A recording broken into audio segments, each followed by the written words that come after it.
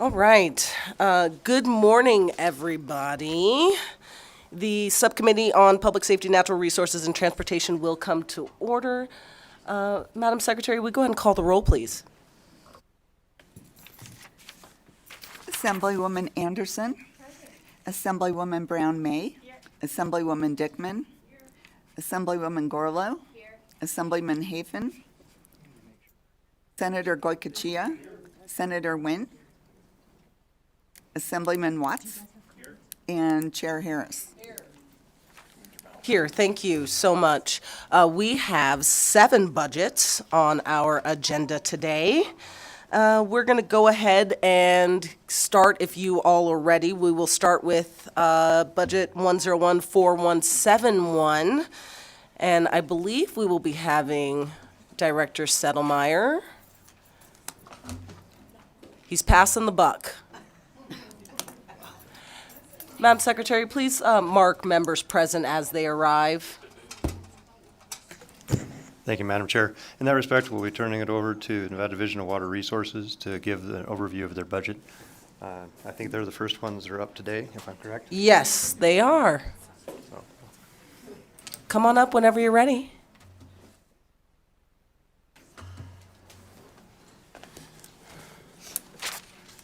Good morning. Please do not forget to state your name for the record, and we're ready whenever you are. Take your time.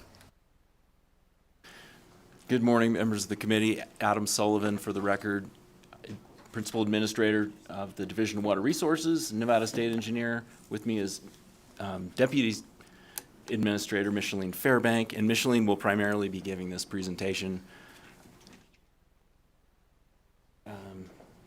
Next slide, yeah.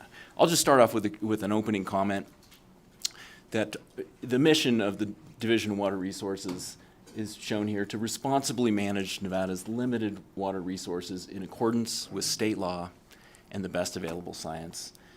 And this is a mission statement that we have given a lot of thought to. It's something that's increasingly difficult to accomplish with Nevada's climate and in the continuing increasing demands for reliable water resources. Like right now, our immediate issue is dealing with dam safety concerns and having too much water and all this rain on snow.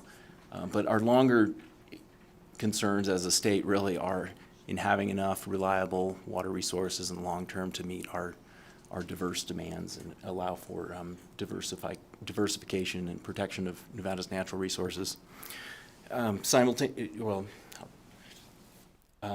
As a division, we do what we can, and for more details on our budget, I'm going to turn this over to Micheline for the presentation. Good morning, Micheline Fairbank, Deputy Administrator with the Division of Water Resources. As a component of developing our budget this last budget cycle, we updated our strategic plan for the agency. And within our strategic plan, we identified 7 primary goals of which we want to, our objectives that we have to improve the services, improve efficiency, and improve operations for the agency.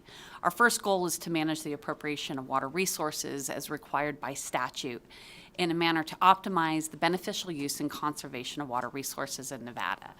This really pertains to our water rights section and our water rights appropriative processes. So we have a process where people apply for a water right, and so that was, and then we review those applications and issue permits for the beneficial use of water.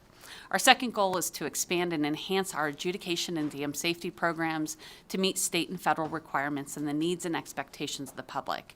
Our adjudication section presently is staffed with 7 staff members.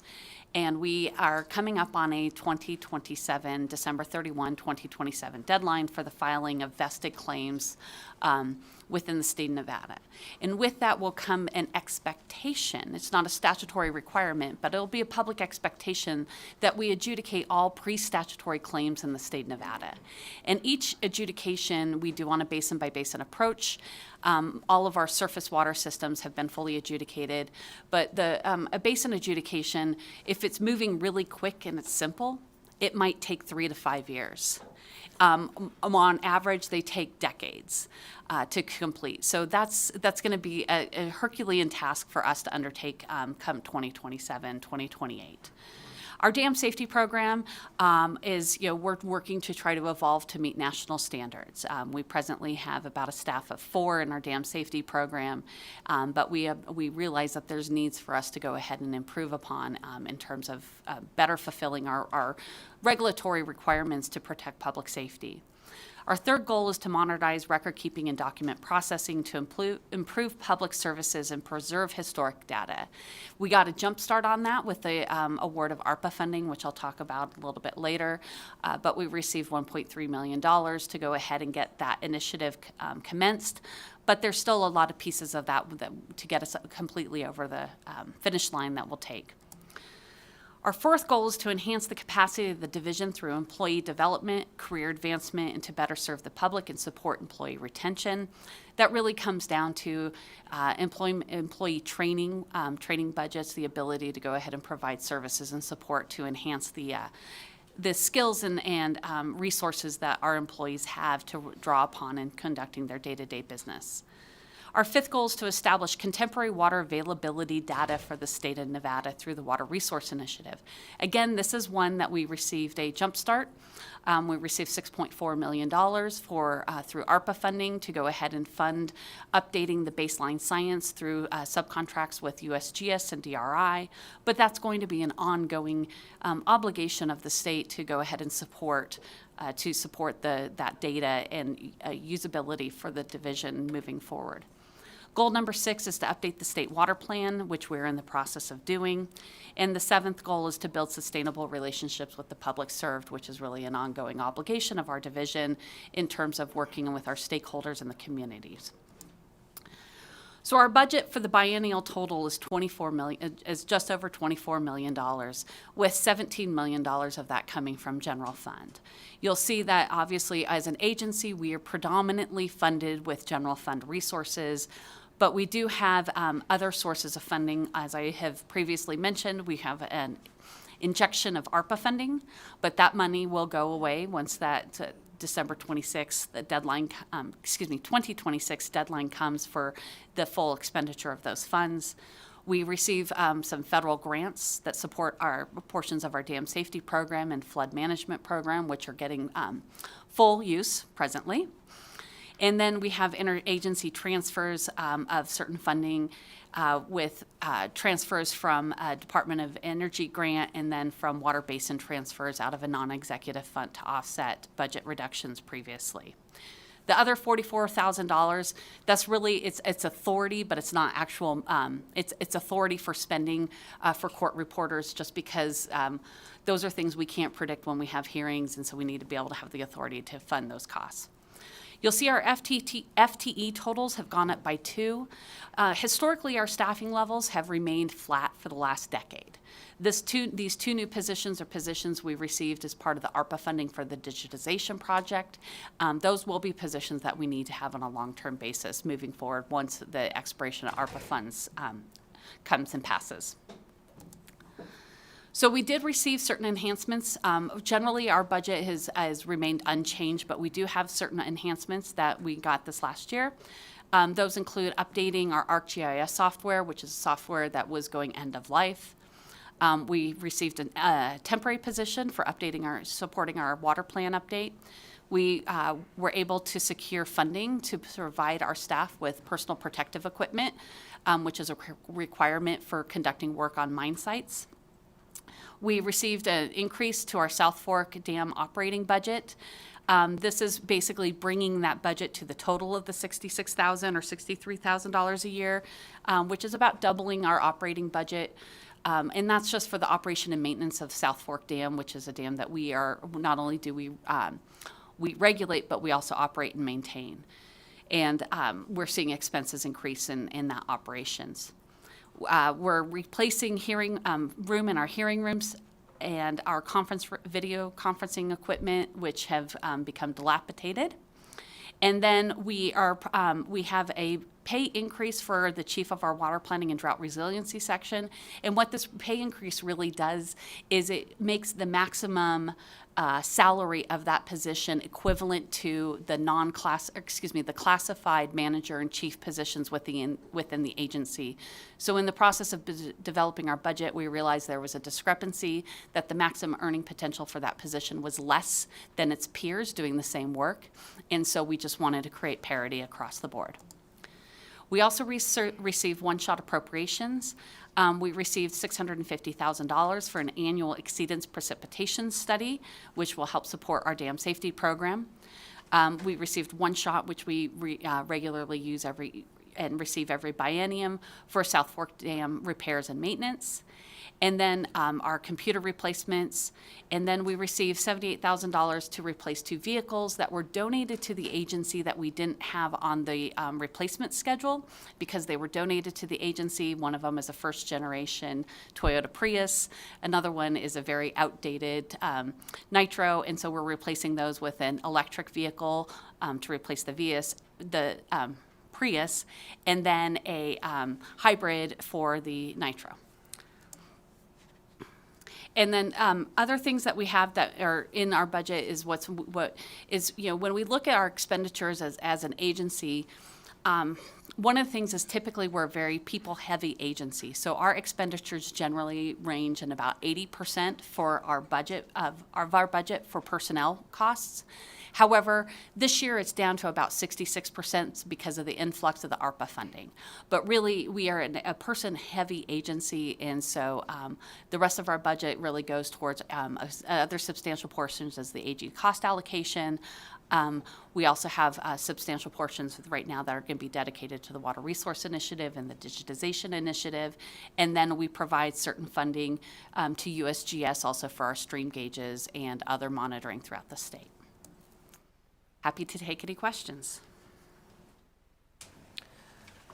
Okay, thank you so much. I believe our first question is going to come from Chair Watts.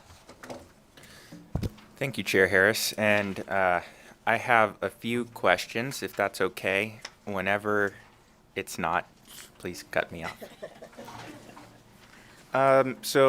First question I have is around Decision Unit 3, E380. And can you discuss some of the factors that are contributing to the projected increase in costs for the maintenance and operations of the South Fork Dam? Yes, thank you, Micheline Fairbank for the record. So those increases we're seeing increases in the cost of electricity and some of the other monitoring data. We've replaced certain things in some of our equipment, our computer equipment. So associated with that, we have some incremental increases. Additionally, our operating budget has been sufficient to keep the lights on and to take the trash out. And we have not had a budget to do some just routine, ordinary types of things that you would expect to be done on any structure, any building, any facility. And so some of those increases is it's about $30,000 to go ahead and increase our ability to hire outside contracts to go ahead and do certain things like paint. Things that we just don't otherwise have the funding to do. And so we wanted to go ahead and increase this so that we could decrease the amount of the biennial one-shots we need to maintain the dam so that we can do preventative ongoing maintenance at the structure. Thank you for that. And, I'm glad to see it. I think that helps.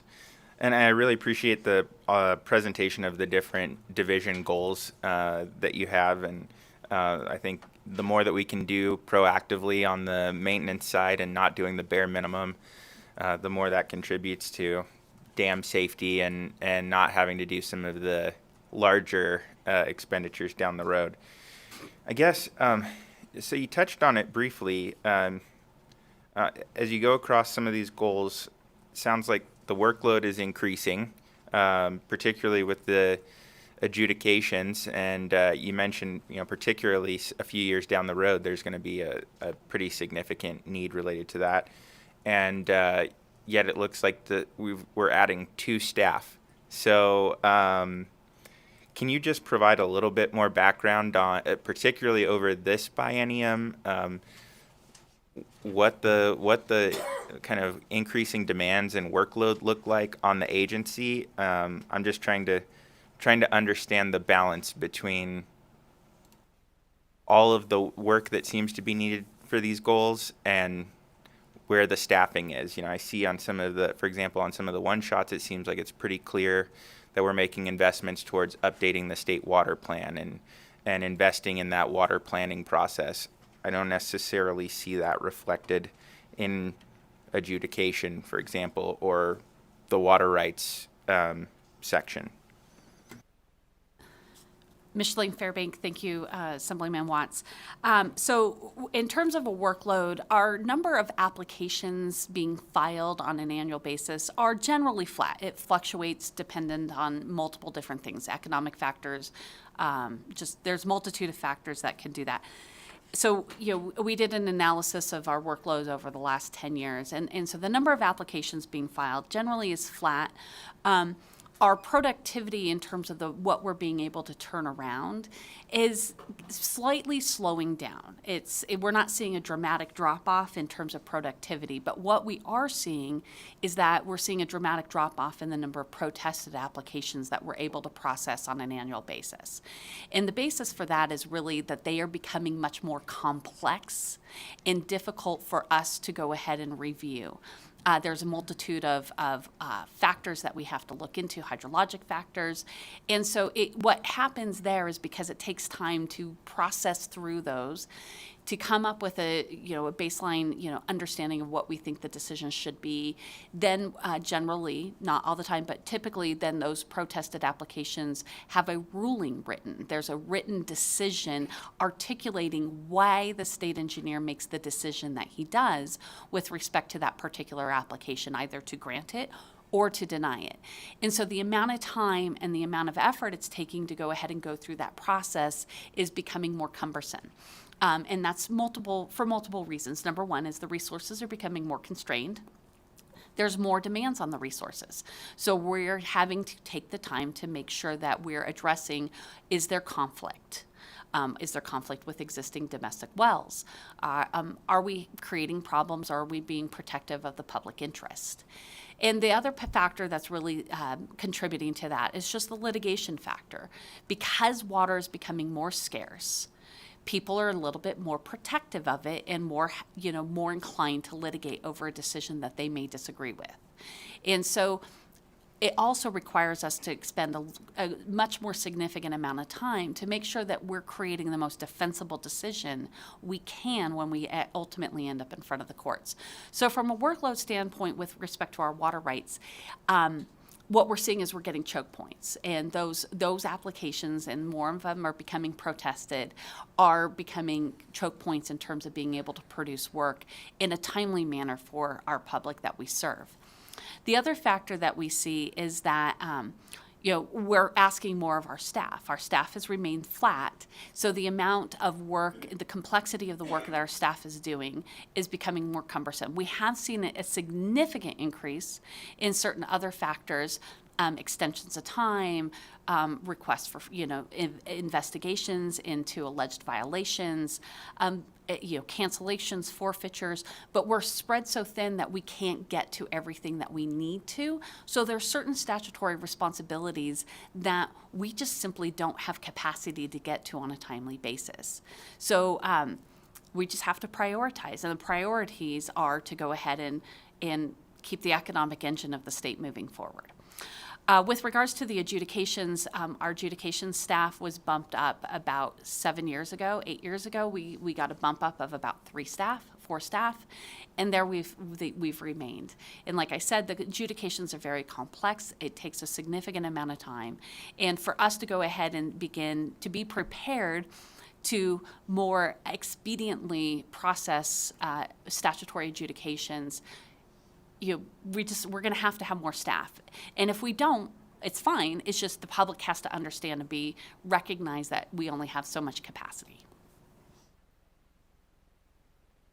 Thank you very much for that. I guess I'll just simply say that concerns me. And, in particular, when you talk about those adjudications, I would rather that we start investing and doing those preparations and not get to the point where we've hit that deadline for everyone to prove up their vested claims. And then we're looking at either, frankly, in my opinion, kind of letting folks down, if not statutorily, at least on the expectation of how those things are how those adjudications are gonna proceed, or having to make a really substantial investment to try and play catch up a few years down the road.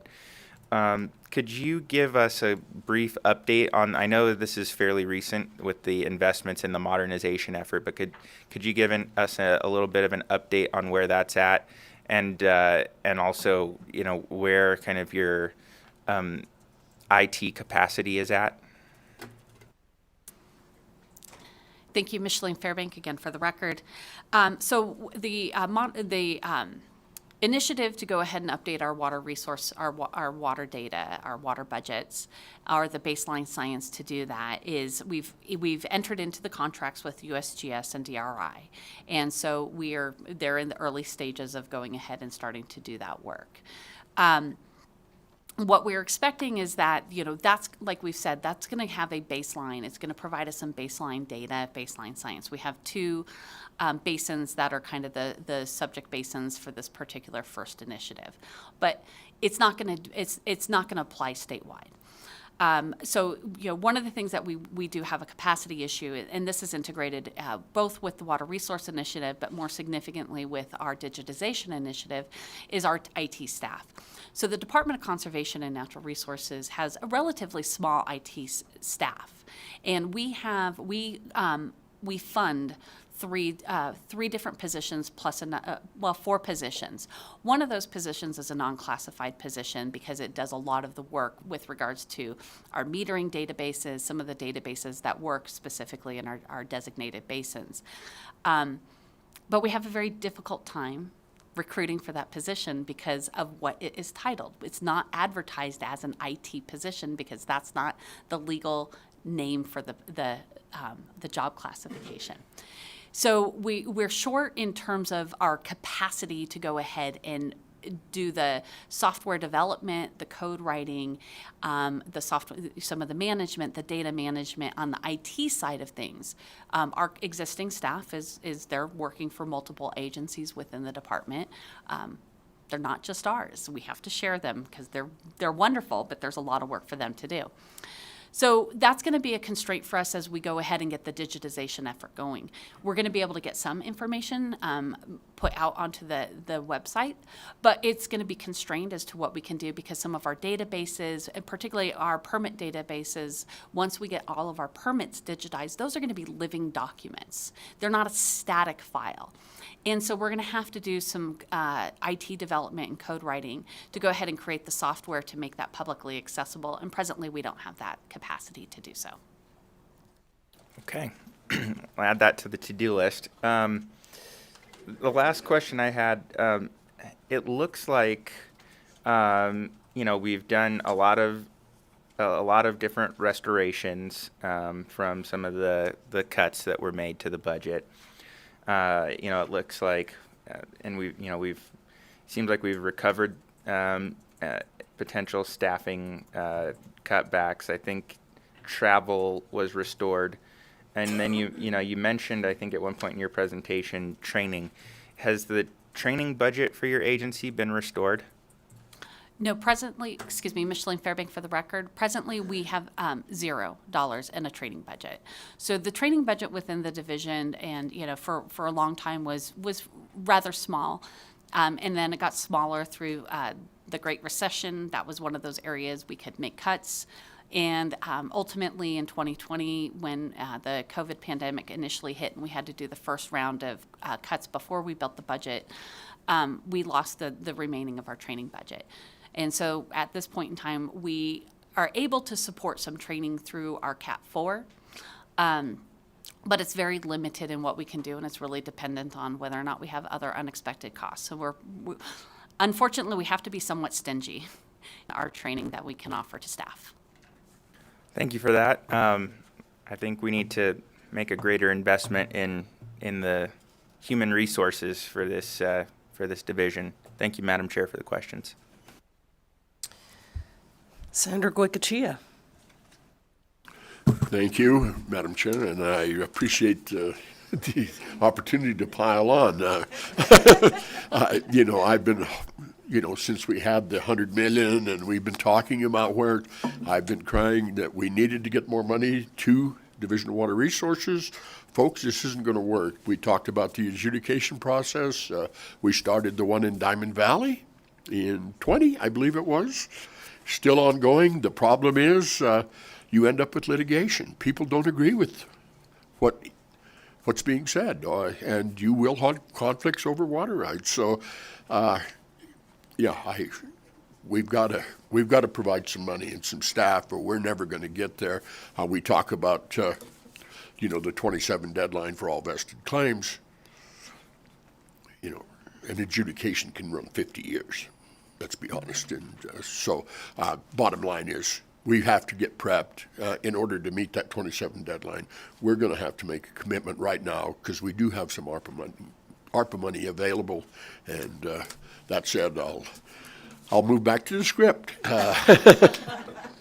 I know you've been doing some work on the South Fork Dam, and it sounds like, as our notes show, it has been completed pretty much. But I know we were getting significant outflow on the toe of that, washing some materials out of the bottom of the dam, and I don't have to tell you, it's probably filling up fairly quickly right now. I would hate to go to be at the South Fork today and see how much water's coming down. All the flooding we've got going on in eastern Nevada. Again, the frost's still in the ground, the snow's melting, it's coming off, it's running on top. I hear Pine Creek might be someplace around 500 CFS. It's over that structure there.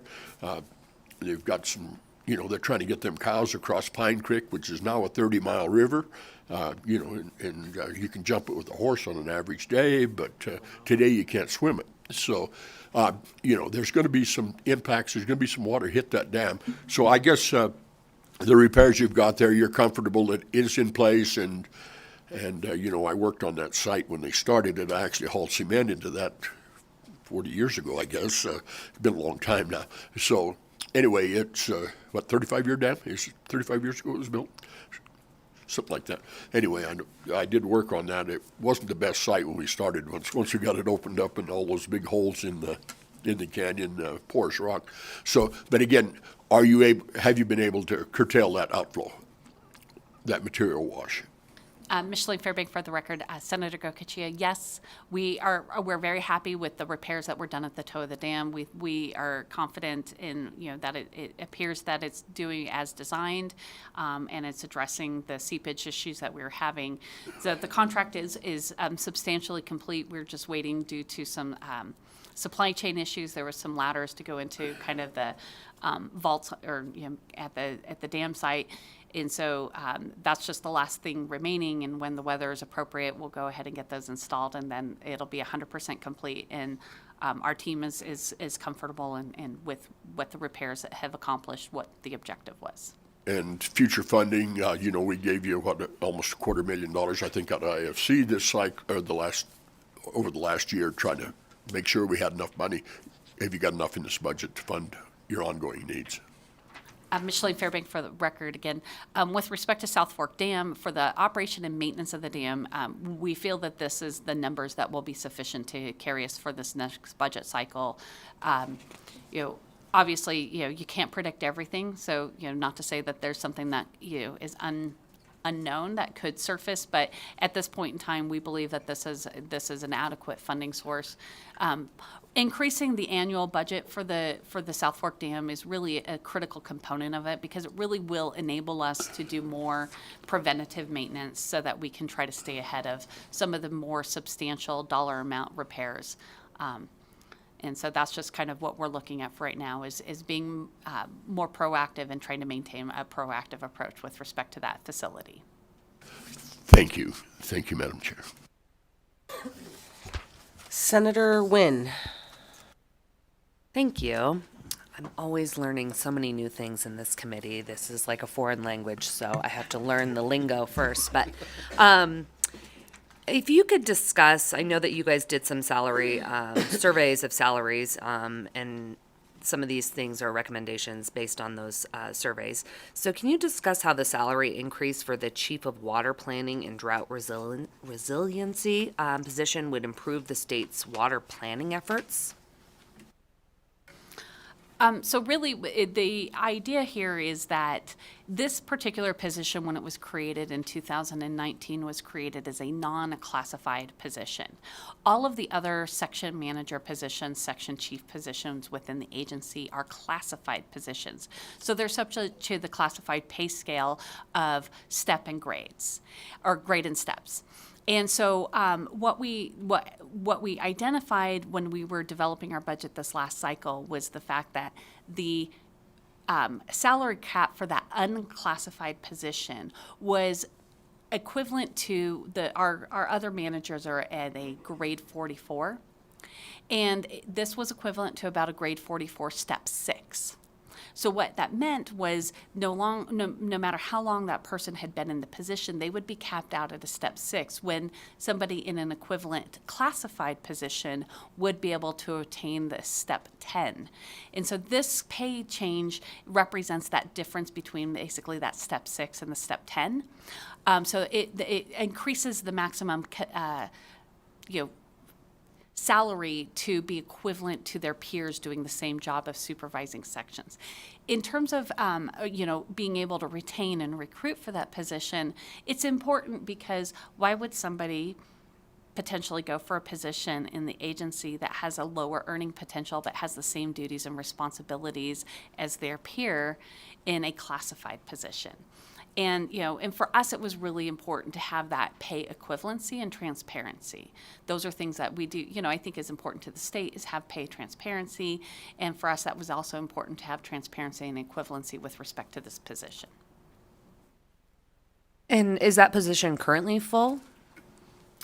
Yes, this is an occupied position, so it will be changing the maximum pay scale for this position. That is a filled position. It is not vacant.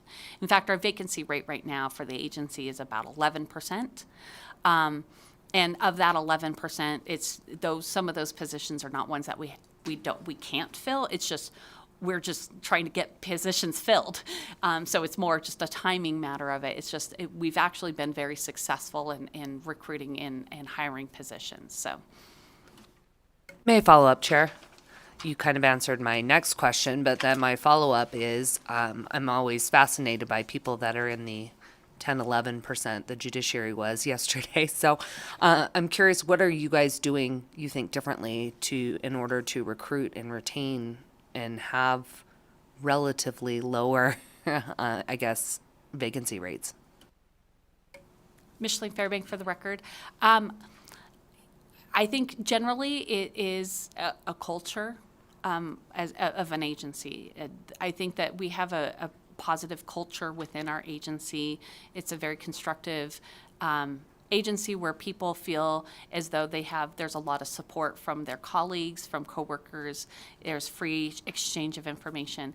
Where we do see some areas where we do struggle with recruitment is with our positions that require professional licensing. So, for example, professional engineers. And those, we can't help the fact that we have pay discrepancies. The state, that is a pervasive problem. It's not unique to our agency. It's a state issue. And so we have lost a lot of staff to local government and to private sector. And, and it is what it is. But I think what we've been able to do in terms of the recruitment side and the retention side is we do a lot of promotion from within. So then we are replacing, we're filling lower level, more entry level positions. And what we do is we do try to do a lot of recruitment. I think we get some word of mouth and people come to our agency because they hear good things about who we are.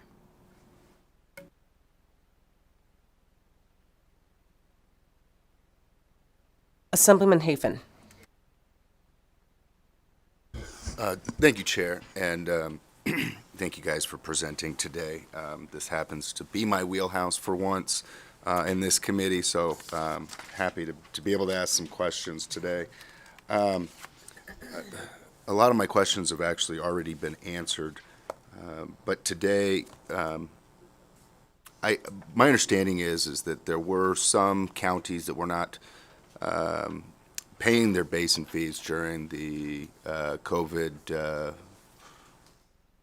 we'll call it a situation today, we'll use a different word, in that sometimes reserves were having to be used to cover some of those. Has that been corrected? Have these counties paid what they owe, and is everybody now current? We have had, every county has now approved the payment of the fees. We have one county that it will be their assessment, and we're talking about our non-executive basin budget accounts, not 4171, but our non-executive budget accounts. And that those assessments, we had one county that didn't approve them for the prior year's assessment. They just approved it through the vote of the county commission, and so those will be collected when we collect this year's assessments as well. So I think we've resolved that particular issue on that local level.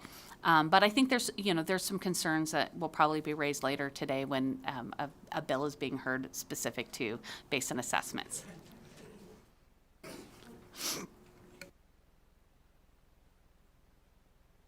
That answer your question, Assemblyman?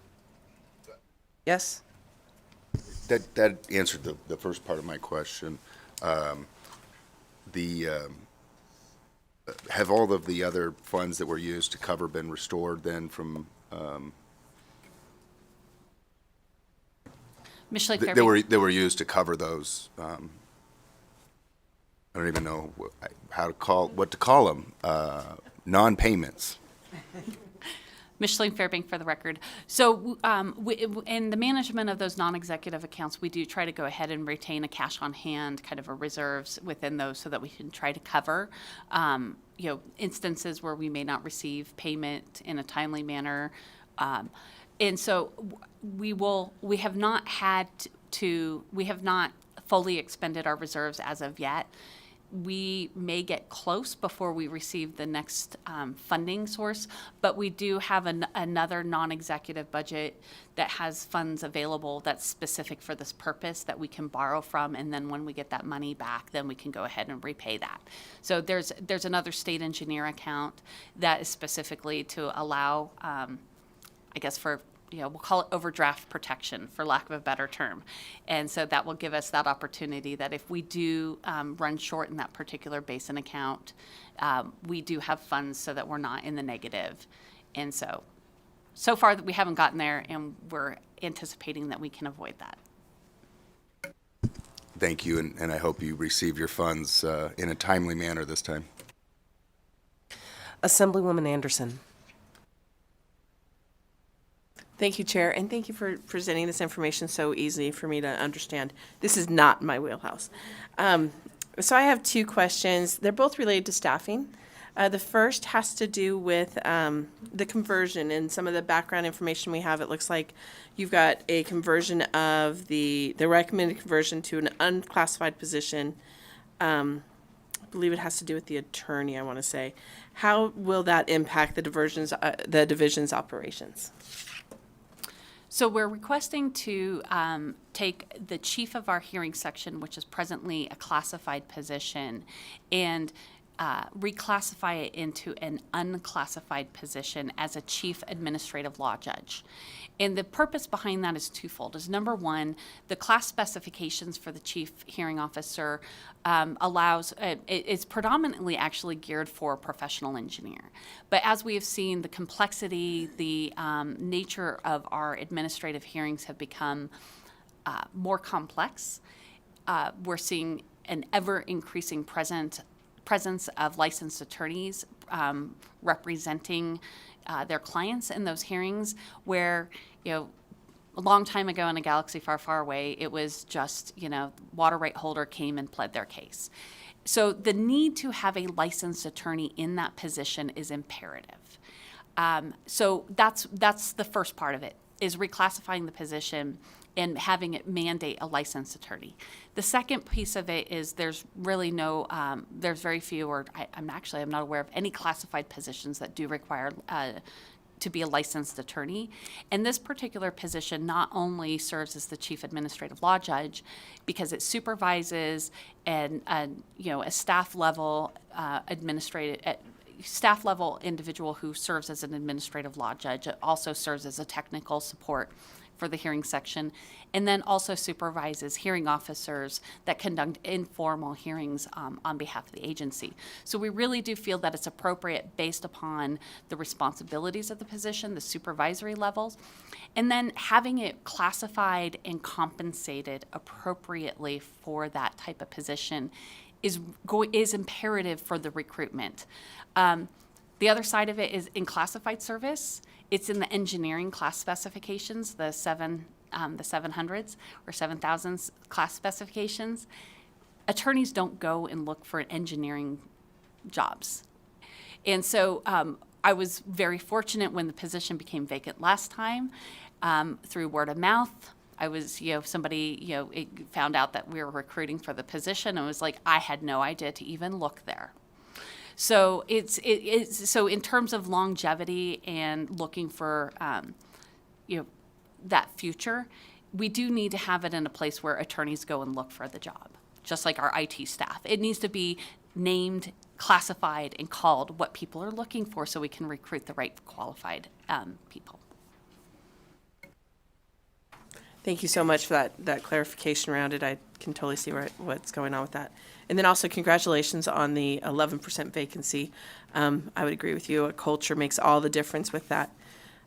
If I may ask another question. It kind of is in line with the chair's questions earlier. Do you have enough staff to be able to do the job needed at this time? Because looking through the notes, it looks like there's only 2 new full-time positions that might be coming on for IT. Has the governor's recommended budget accounted for how many more staff members you truly need in your office? So in terms of maintaining just the bare minimum, we can do that. We have adequate staff. As I explained earlier, the challenges we're facing is that the complexity of the issues are increasing. And so there are certain things that we just don't have in terms of prioritizing workloads that are not being prioritized simply because we don't have the bandwidth in order to do that. Some of those things, are certainly elements that would help us manage over appropriations better. But we just, again, in the grand scheme of things, we can only prioritize what we can do with the staff that we have. Also, that's also, I think, part of the other thing is the culture is, people get paid to be here, and to do their job, and they're not paid to be doing 3 people's jobs. And I think we do try to go ahead and maintain a culture of realistic expectations of our staff as well. And another thing that I think is going to become a challenge that will be more acute as time goes on is as we develop increasing data. We have the Water Resource Initiative. If we're fortunate to receive additional funding to support additional data gathering for the agency, data is good, it's imperative, and we need it. But the challenge we have is we don't have, at this point in time, we don't have enough capacity to apply the data and make the data available. So we may get a lot of good data, but it may not be able to be synthesized effectively if we don't have the staff in order to do that. So it's a 2-step process.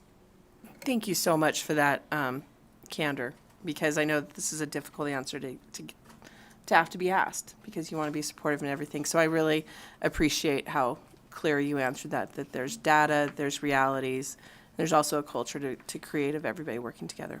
Thank you, Chair. Members, any other questions on this budget? Yes, Senator Goycochea. I just need to make a comment.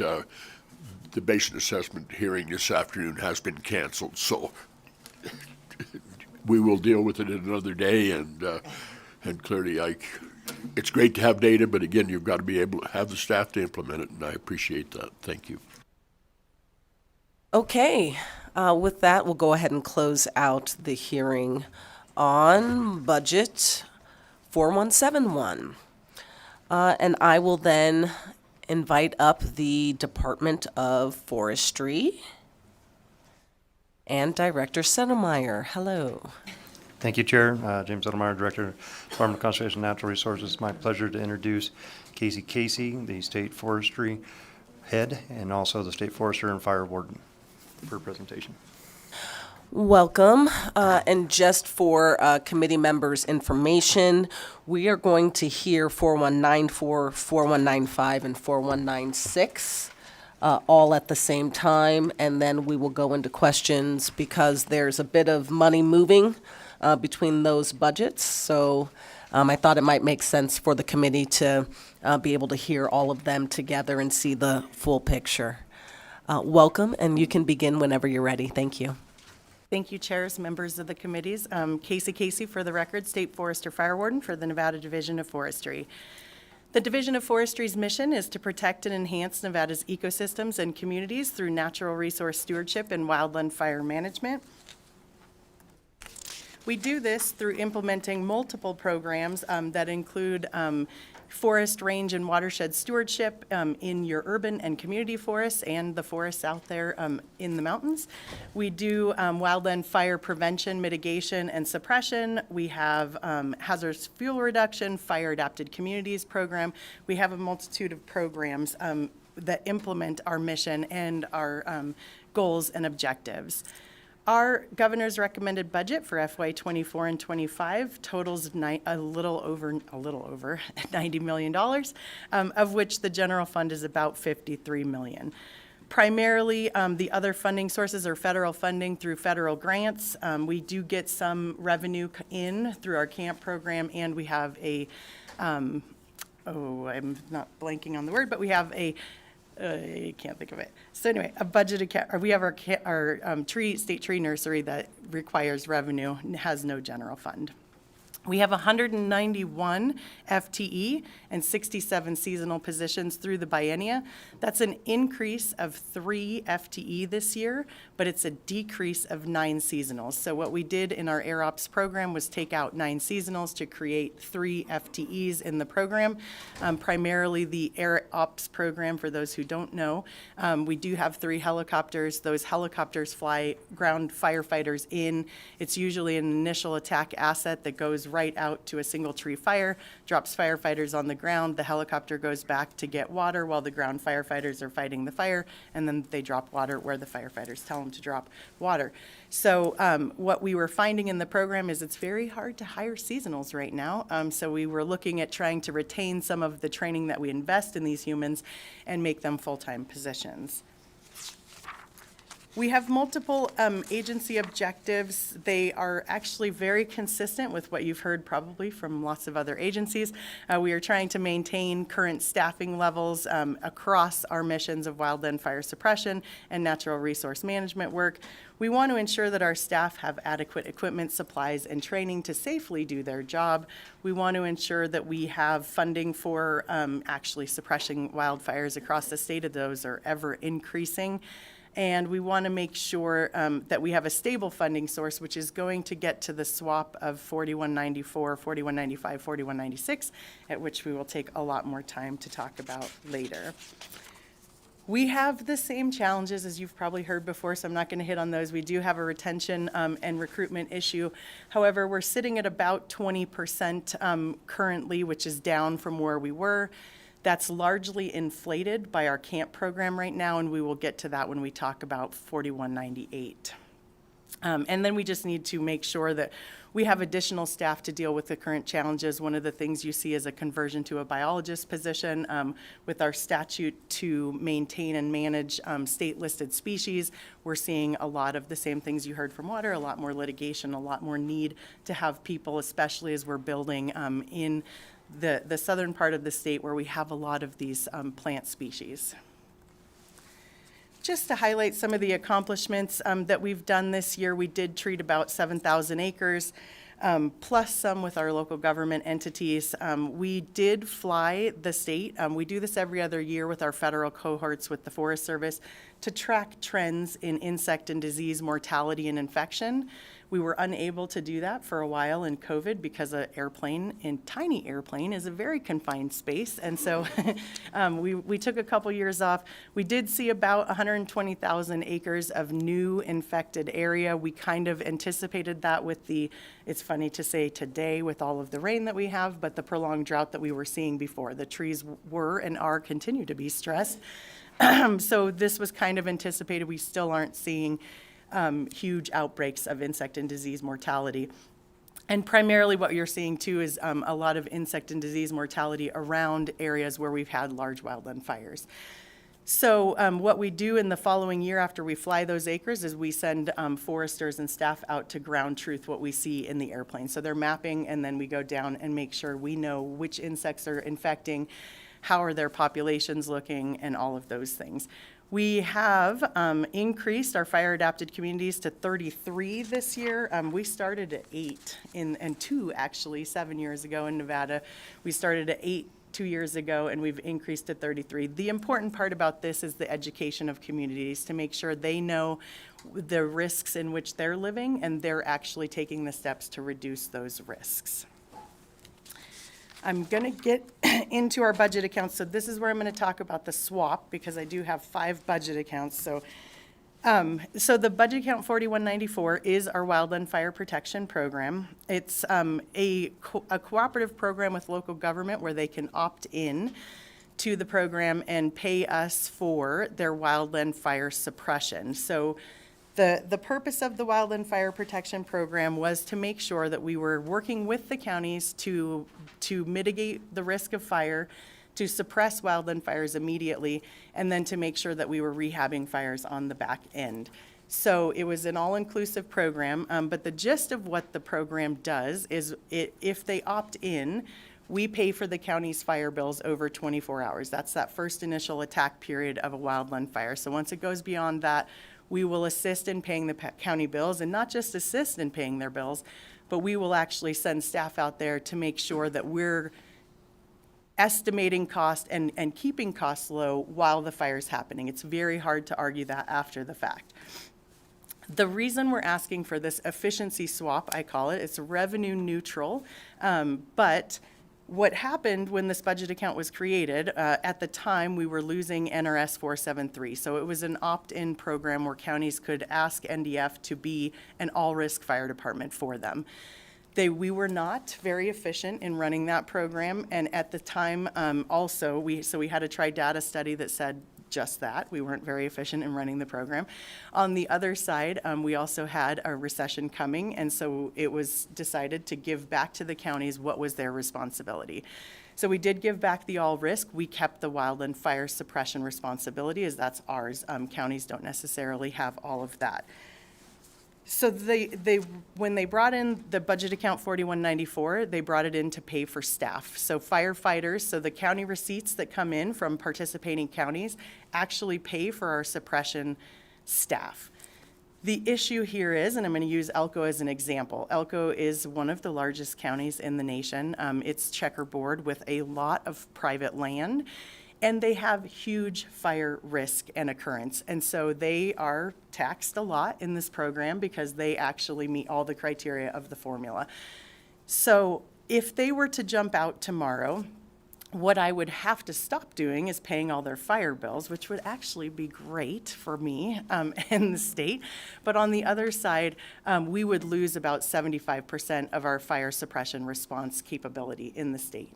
And so that's why we're asking for this swap efficiency. We think that the state firefighters, the need for suppression capability does not go away with the loss of a county in this program. The need to pay their fire bills does. So what we're trying to do is take the money that the county puts in, put it into budget account 4196, where I pay for the suppression response for those on behalf of those counties, take the general fund out of 4196, and put it into budget account 4195, which is where most of my fire program assets currently sit. My aviation assets and all my other firefighters sit in 4195, and then 4194 would go away. So I want to pause for questions, or do you want me to keep running through? You can keep going. Okay. Yeah, we'll do questions after 4195 and 4196. Okay. And then we'll just, okay, thanks. Thank you. So I hope I explained that well enough. That's what this shows. So budget account 4195 is our general forestry budget account. This is where most of our activities lie. I'm not going to speak to every enhancement here, but one of the big ones is the movement in of these personnel, the firefighting personnel. And the rest of the big proposals in this are the big stuff like the replacement of our 53-year-old helicopter. That's the second replacement helicopter that we have had over the last 2 biennia. This will be the final replacement. This is the last federal excess property helicopter that we own. So the next one is state-owned. This also replaced 4 staff vehicles and 3 fire engines, all of which are very much exceed the SAM recommendations for replacement. Budget account 4196 is our fire suppression account. The main initiative here is we would be transferring in the county receipts from the Wildland Fire Protection Program. I should have said under 4194 that for the first time in a very long time, we have near full participation in the Wildland Fire Protection Program. We don't see that dropping anytime soon. The only 2 participants that we don't have in the program currently is Mount Charleston Fire Protection District and General Lyon County, which actually General Lyon County does not have a fire protection district that's responsible for responding. And because most of the land now is a state park, it really is NDF's jurisdiction. And then, as always and normal, I have a supplemental in order that will need to get us to the end of the year to pay the bills that we owe for fires that have already occurred.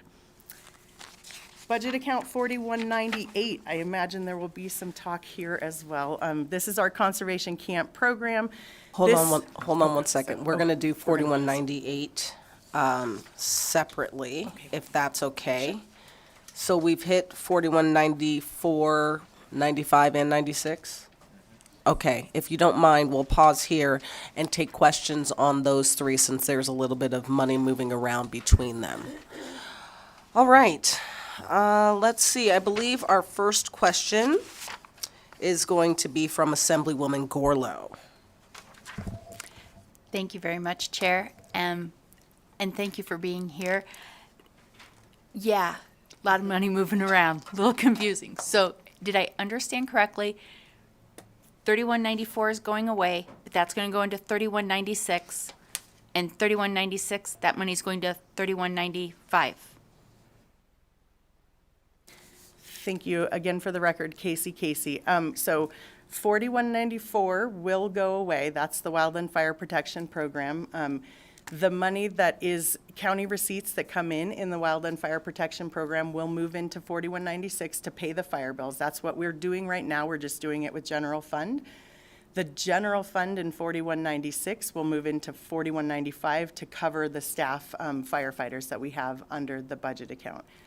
So yes, I think is the answer to the question. Thank you, and may I have a follow-up, please? Flow charts work very well with me. Yeah. So can you talk a little bit more? I know you kind of touched on this about the proposal to eliminate. Can you talk a little bit about the factors that are driving that and the anticipated benefits for the recommended transfers? And will that affect the response times? Thank you for the question. Again, for the record, Casey. So the factors driving this are really efficiency of the program. Our biggest fear was we would lose one of the counties, any one of the counties or any participating entity, and then we would subsequently have to release staff in a time when we have firefighting needs ever increasing. So that's the main factor driving this efficiency, and we have asked for this multiple years in a row as well. I just have never been able to explain it succinctly enough, apparently, so hopefully I'm getting closer in my presentation of this, because it is a little bit confusing. So the factor of will it increase response capacity and efficiency? Yes, because we need more firefighters on the line.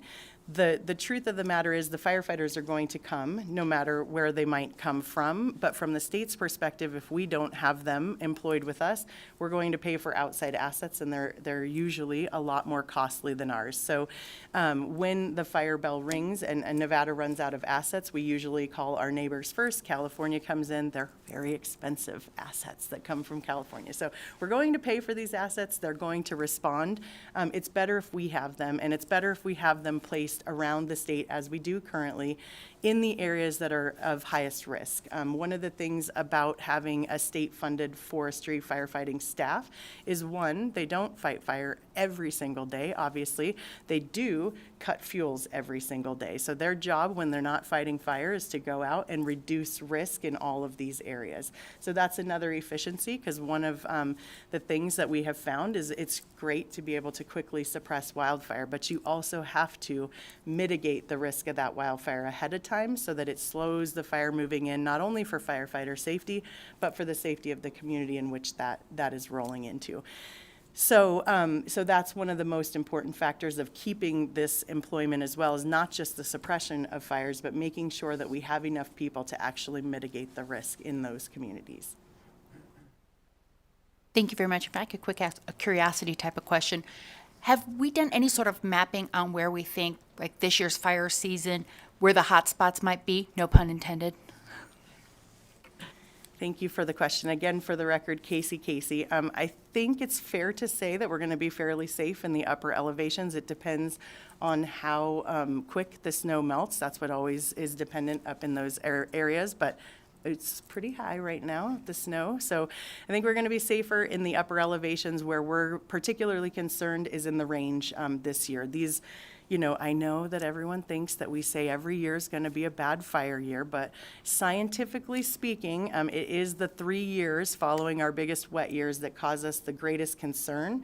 It's where we've had both our largest range fires and the most amount of acres burned in the state is those 3 years following our wettest years. What it's always dependent upon, and we're still waiting to see, we did have some good compaction. It's those fine flashy fuels like the brome grasses that grow in between your fuels that actually carry fire a lot quicker. So what we have seen with the snowpack that we've had is some compaction of last year's grass growth. What we're waiting to see is what the grass growth will look like from all this moisture and the spring moisture that may come. So traditionally, also, what happens in these years following our wet years is the moisture brings in the thunderstorms, and most of those thunderstorms, unfortunately, in the summertime do not come with water. Thank you very much. I have a couple questions. So in the forest fire suppression budget, would the county participation funds and associated reserves that are being transferred out of this budget be utilized to support incident response costs for participating jurisdictions only, or would it fund support incident response costs for all areas of the state, including the non-participating jurisdictions? Thank you for the question. Again, for the record, Casey. It would go into the account and be used for all entities. So we do keep track on the backside, and I believe we have provided it in one of the questions responses. We do keep track of how much we expend on behalf of each jurisdiction each year, and then we also look at how much we get reimbursed from our federal partners on behalf of each jurisdiction. That goes into the funding formula for the Wildland Fire Protection Program. So we do keep track of that, but those funds would go in to support all fire costs. Okay, thank you. Can you briefly describe how the Wildland Fire Protection Program reserve funds would be utilized in the forest fire suppression budget if we approve the revenue transfers? Would the agency intend to revert unused county participation funds to the general fund at the end of each fiscal year? Thank you for the question. Again, for the record, Casey. So the reserve funds would be used the same way as the county participation funds would be used, which is for the cost of wildland fire suppression. Our hope would be, so you're actually, it's revenue neutral, but you're actually gaining a little bit of money because of salary savings. That's where we got the reserve built up from. So you're actually a little to the positive going over to 4196. that would be eaten up tomorrow if it was moved today by current fire bills. So our anticipation is we would not revert them. We would carry them forward to pay for future fire years, which hopefully would reduce slightly the need for us to have to come before you and ask for supplemental or contingency funds. All right, thank you. Assemblyman Hafen. Thank you, Chair, and thank you, Ms. Casey. It's good to see you today. Just clarification on the Wildland Fire Protection Program.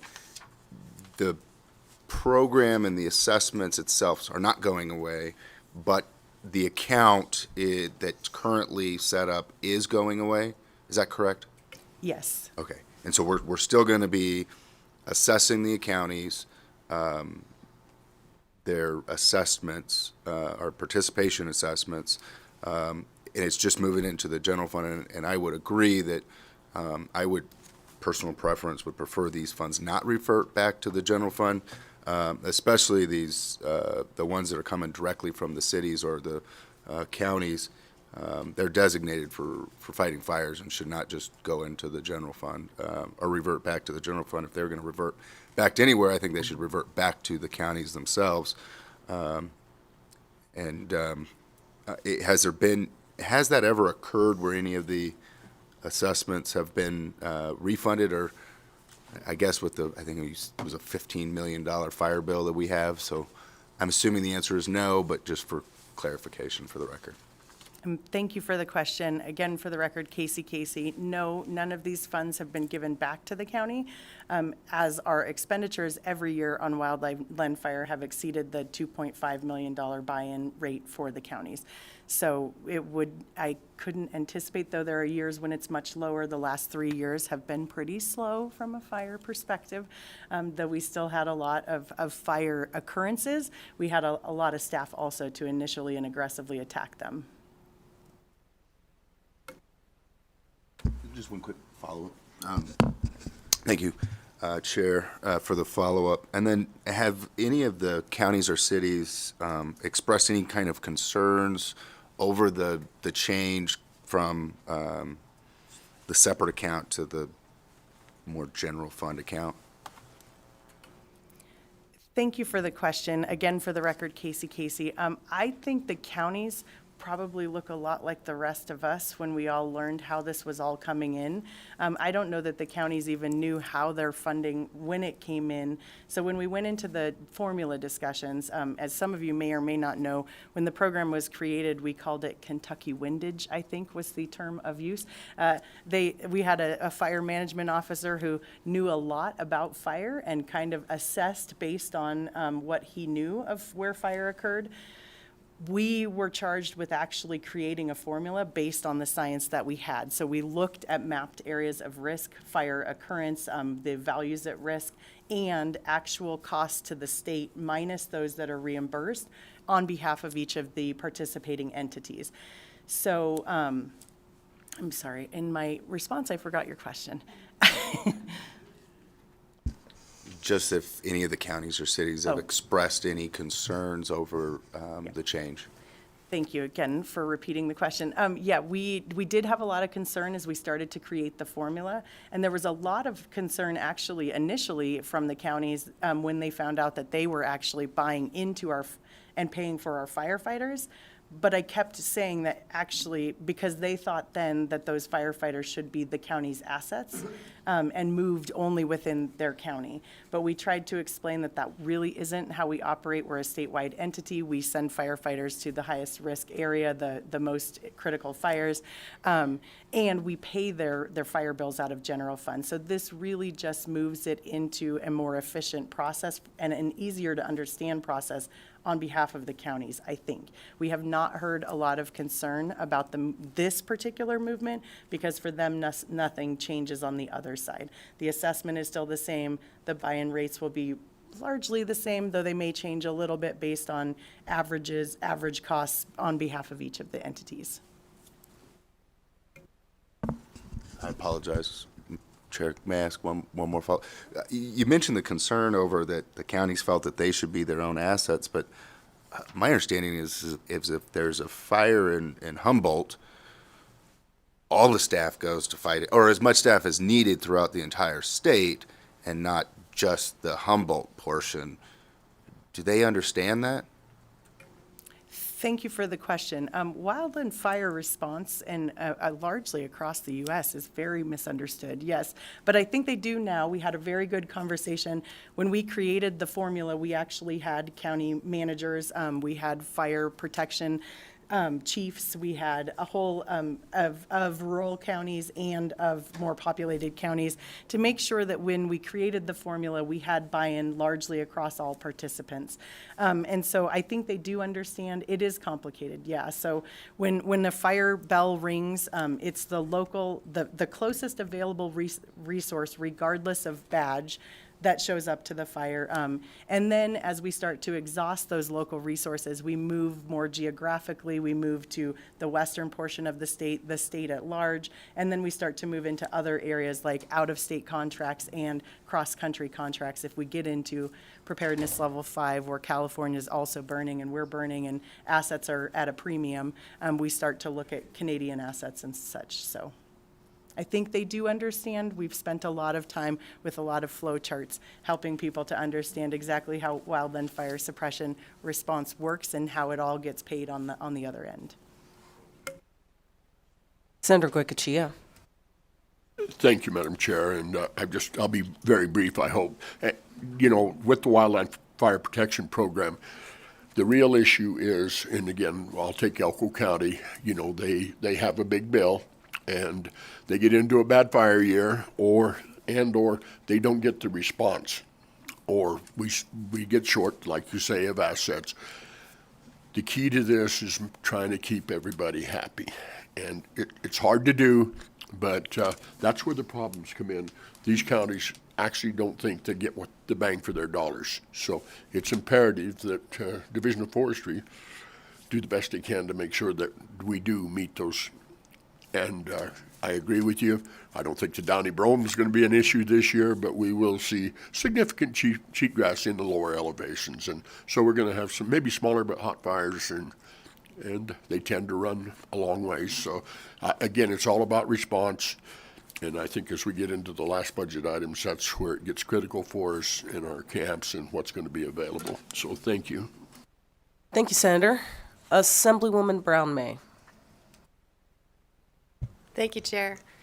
I learned so much every time you're here, and I do truly appreciate flow charts to be able to follow this picture. So I do have a couple of questions. There was a significant increase, 46.3% in this budget for the annual revenue for the Wildland Fire Protection Program, right? So how was that increase determined to be appropriate?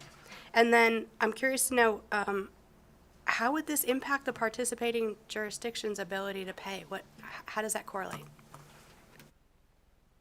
Thank you for the question. Again, for the record, Casey. I think what you're talking about in the increase is the participation fees. So when we actually went into a formula, it did, as Senator Goycochea said, it greatly impacted Elko County. So we were given the charge from the governor's office and staff on both sides, legislative and governor's finance office, at the time to decrease the impact on the counties that were getting charged a lot more. So what we saw was actually a large reduction in, like, say, the entities in the Tahoe Basin. And the reason for that is because they have very little land that's actually privately owned in the Tahoe Basin.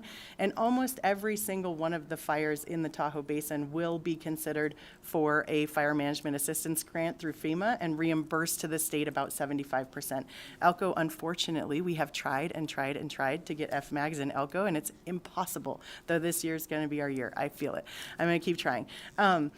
So they don't get a lot of that federal reimbursement. So what we saw was a big shift. And so it did actually end up hitting over there. So we were asked to artificially deflate the buy-in rate for some of these like we were to increase annually, which normally we let out 2-year contracts. So that's where you're seeing that decrease was actually us deflating. The buy-in rate was always $2.5 million roughly.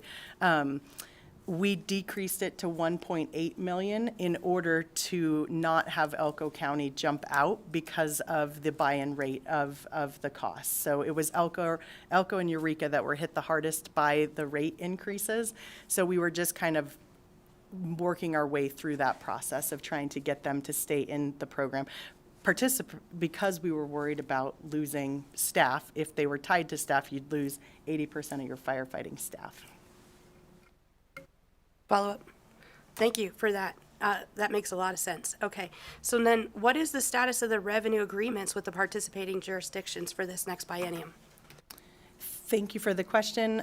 Again, for the record, Casey, we are currently right now running the numbers in the background, and we hope to have those out in the next 2 weeks to the counties so that they can look at what we don't anticipate large fluctuations like we did in the beginning because we now have it's 9 years of good data. Our goal as a committee when we created the formula was to have 10 years of good data because then you're covering your high years and your low years, and we're really have good data. We're not projecting any future years. So we're at 9 years of good data on behalf of these counties. So I don't anticipate a huge swing in costs for any participating entity, although I do anticipate a small swing. Thank you. One more, Madam Chair. Thank you so much. I really appreciate that. And so it's clicking. Does the agency expect an increase in program participation in the upcoming biennium then? Thank you for the question. Again, for the record, Casey, I would hope that we are going to get Mount Charleston this year. I am ever increasingly hopeful. Everyone in Clark County is in, other than Mount Charleston, so I do anticipate they were actually looking at trying to come in last time, but it was a budgetary issue for them. So my hope is that this year we would have full, and that would put us at full participation statewide because of General Lyon not necessarily having anybody except for us to protect it. So.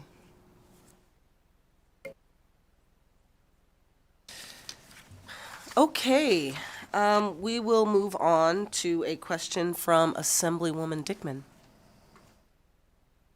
Thank you, Chair. So I want to move to Decision Unit E502. Can you just talk a little bit about how the recommended funding source changes for firefighting staff and incident response costs would impact the division's operations and administration? I'm first looking for E502. Oh. That's in budget account 4195. Okay. And can you repeat the question? Sure. Can you talk a little bit about how the recommended funding source changes for the firefighting staff and incident response costs would impact the division's operations and administration?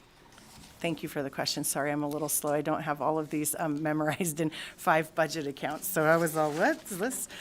Again, for the record, Casey. So this basically is the transfer. So E502 is the transfer of the general fund out of 4196 into 4195 for existing firefighting staff.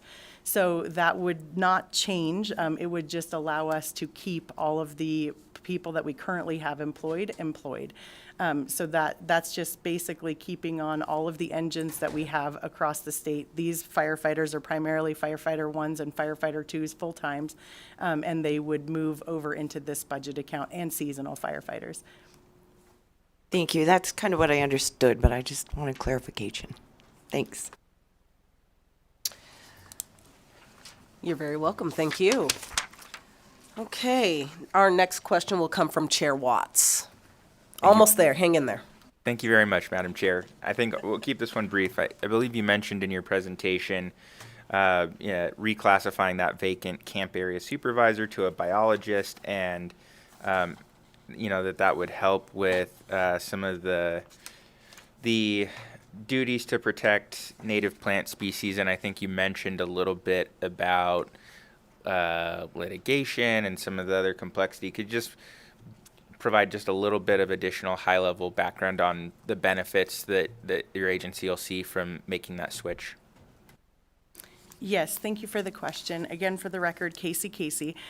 We have seen an increase, obviously, in development across the state. I think at one time we were the third fastest growing state in the nation. We might be somewhere hovering around the seventh or the fifth. I don't know. I didn't check today. But that increase in development has impacted a lot of our state-listed species. Obviously, these have largely gone unimpacted for decades and centuries sometimes. And then as we start to encroach on their territory, obviously we're seeing impacts to those species. So we are statutorily charged with the protection of federal or state-listed plant species and working with Nevada Division of Natural Heritage to make sure that we're kind of monitoring these species, not only their populations, but their habitats. And so, and we also have a list of those that are kind of like a watch list, ones we know that are out there that actually may or may not meet the listing criteria in our statute. So this biologist position was determined by both of our agencies to be helpful. We will probably locate the position in Las Vegas because that's where we're seeing the largest growth and the largest impact to current listed species. But between roadways and homes, we're just seeing a lot more impact to, and we're seeing the same thing actually up here in Washoe County. So this would be a statewide position helping us to enforce.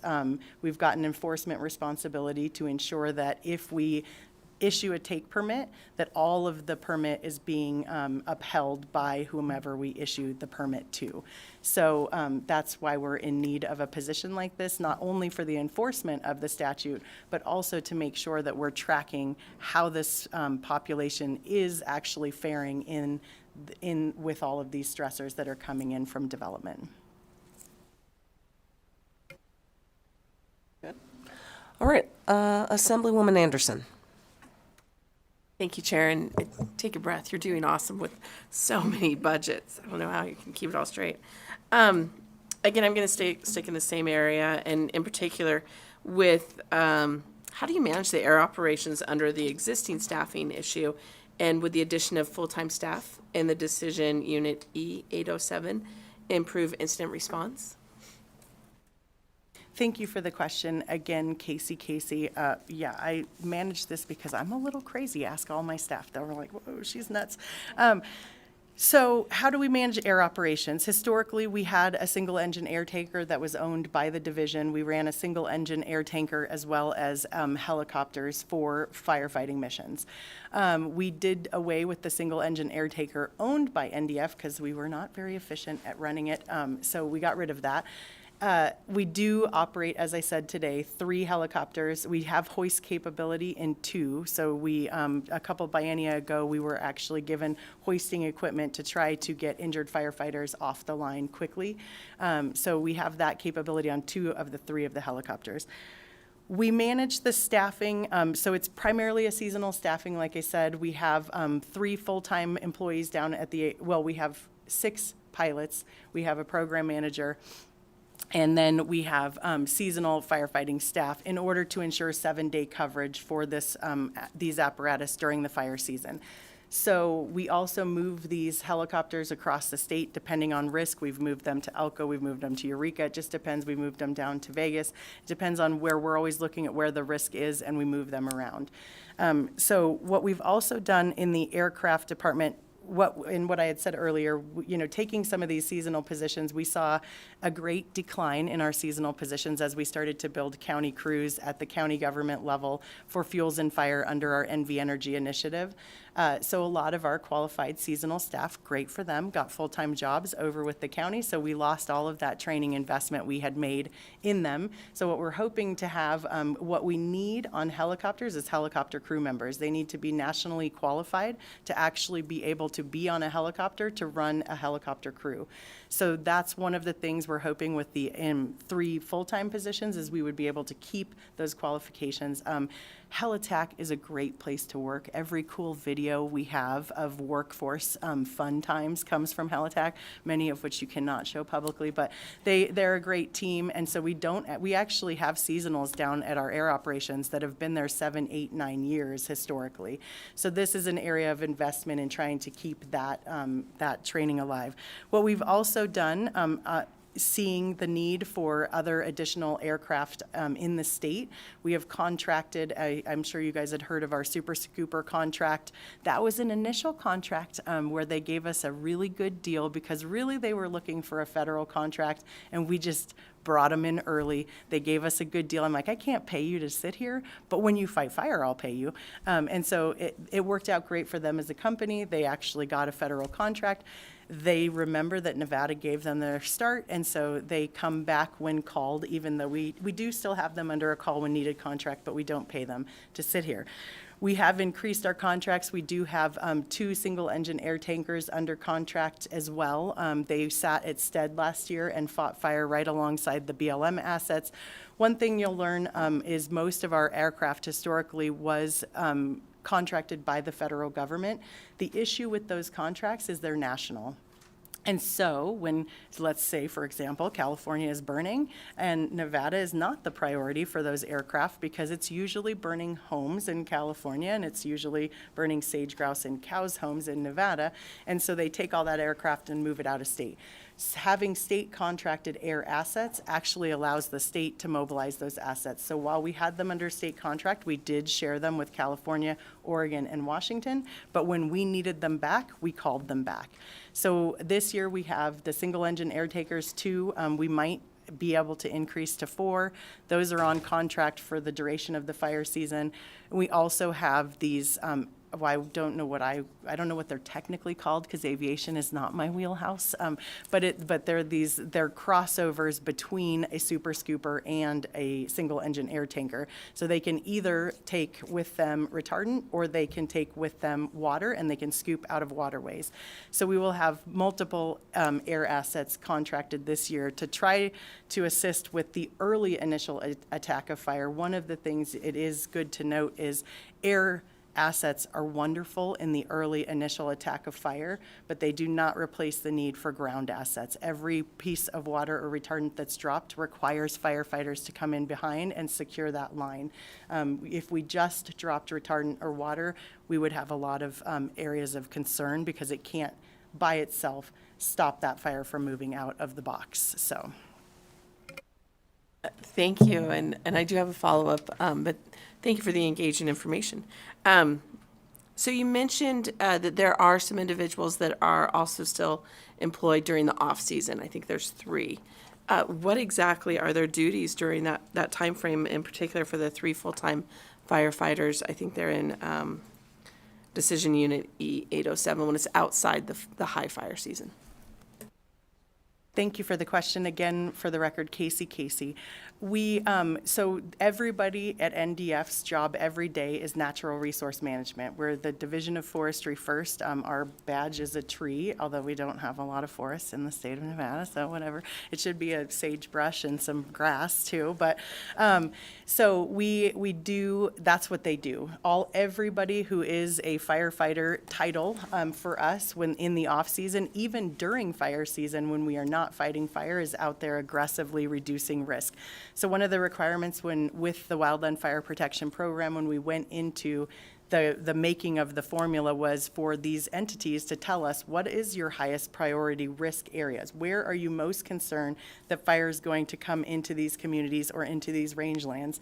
And tell us where, and we will provide you fire staff every day of the week unless they are actively suppressing fire to reduce that risk.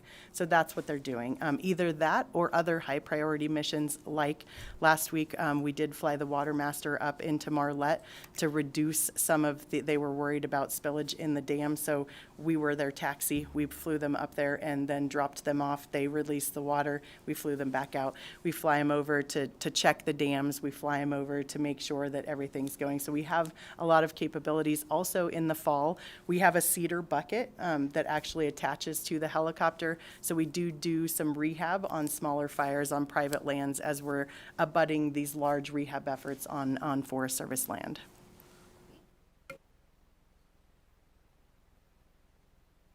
Okay, we will move to Assemblywoman Brown-May. Thank you, Chair. If you don't mind, we're going to jump to fire suppression.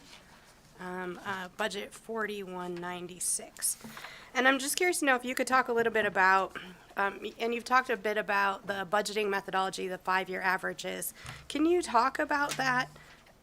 The methodology was approved by the 2019 legislature, right? Based on that 5-year average cost adjusted for one-time funding, how has that impacted the agency's operations and ability to pay fire suppression costs in a timely manner? Thank you for the question. Again, for the record, Casey. We've greatly appreciated working with LCB and GFO staff in 2019 to create that methodology. Prior to that, it was a set number. I think we started at $1 million in general fund in our fire suppression account.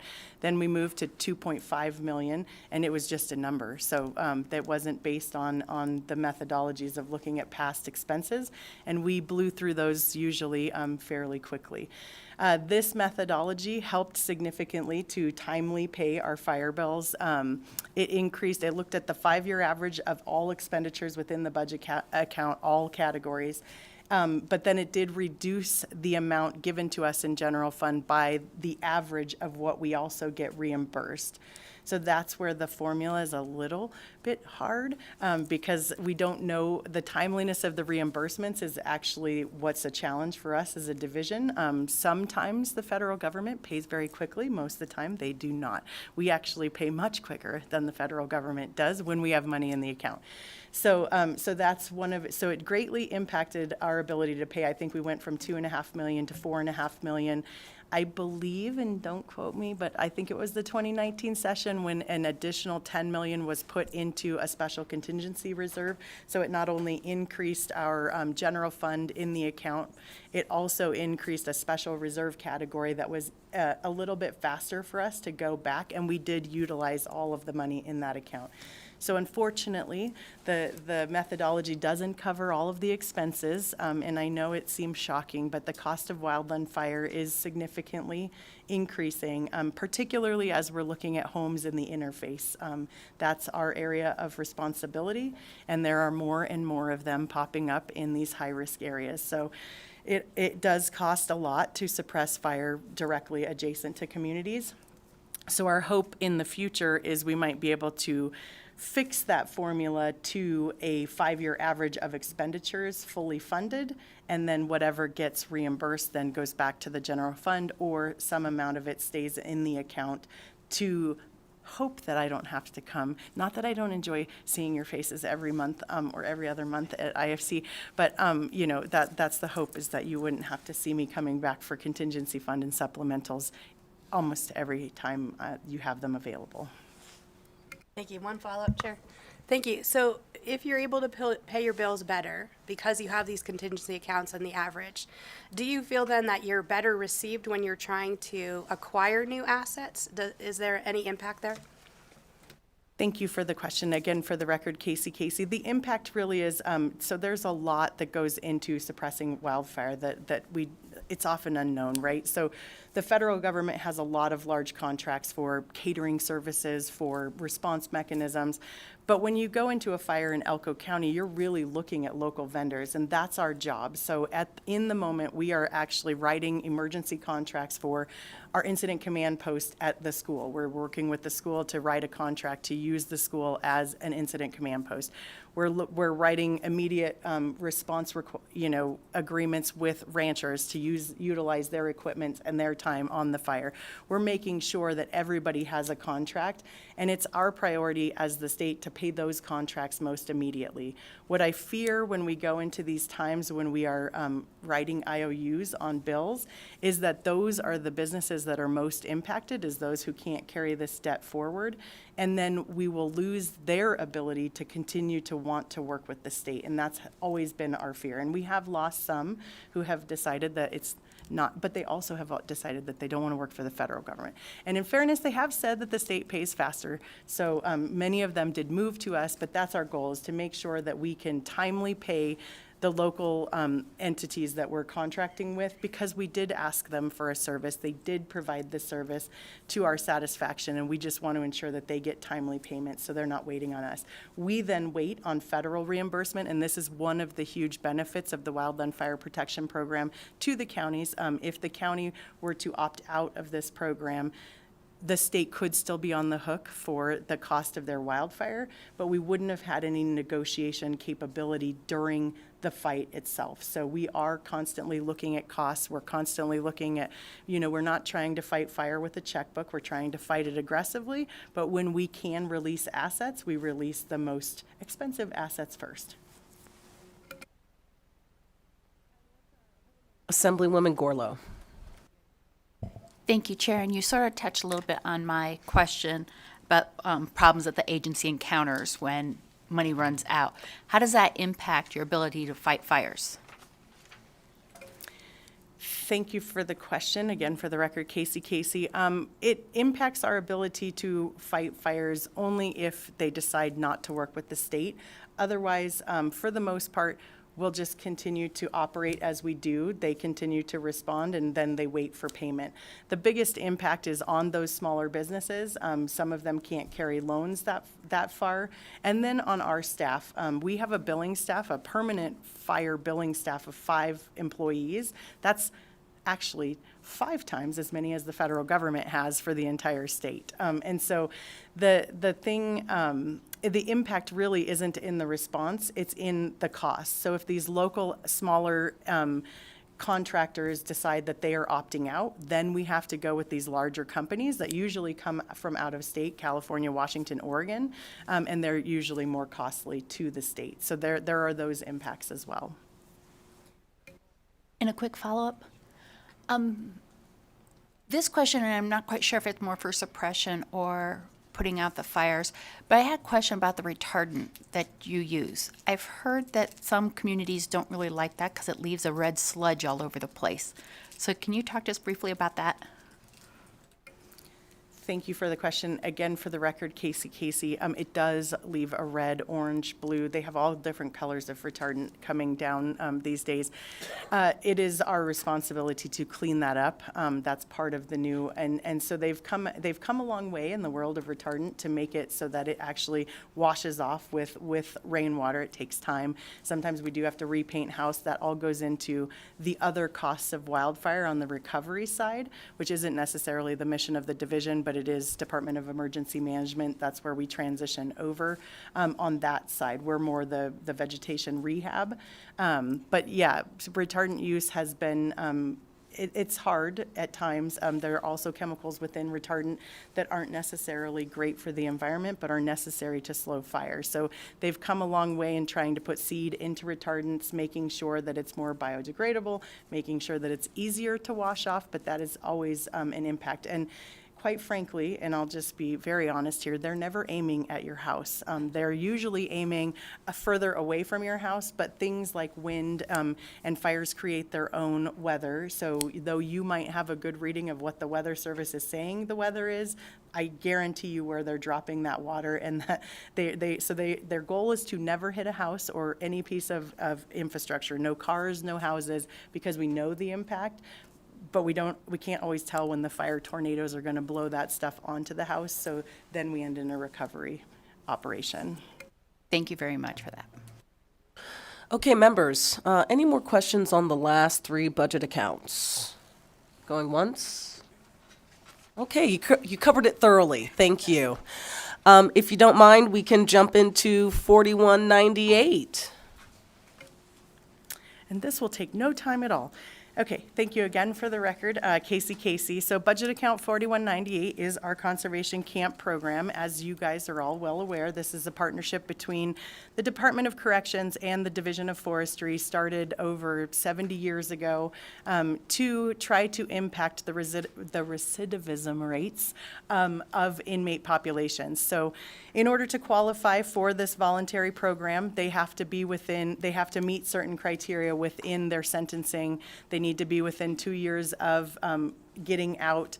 Our job is then to train them. We train them to the same national standard that we train our staff, both in tree care, pruning, and firefighting. So they leave with the exact same certificates that our firefighters that are on our staff have.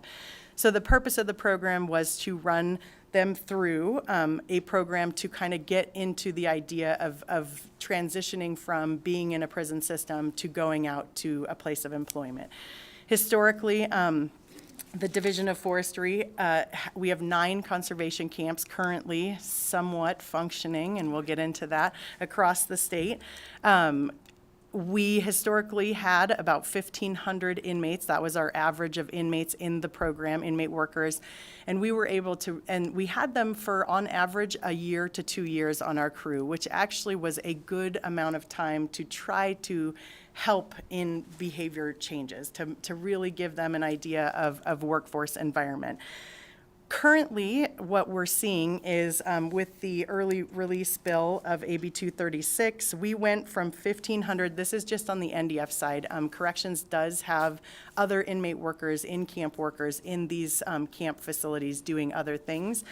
But from our perspective, we went from 1,500 to 350 is our current average. So 9 camps at 350 is just not possible anymore.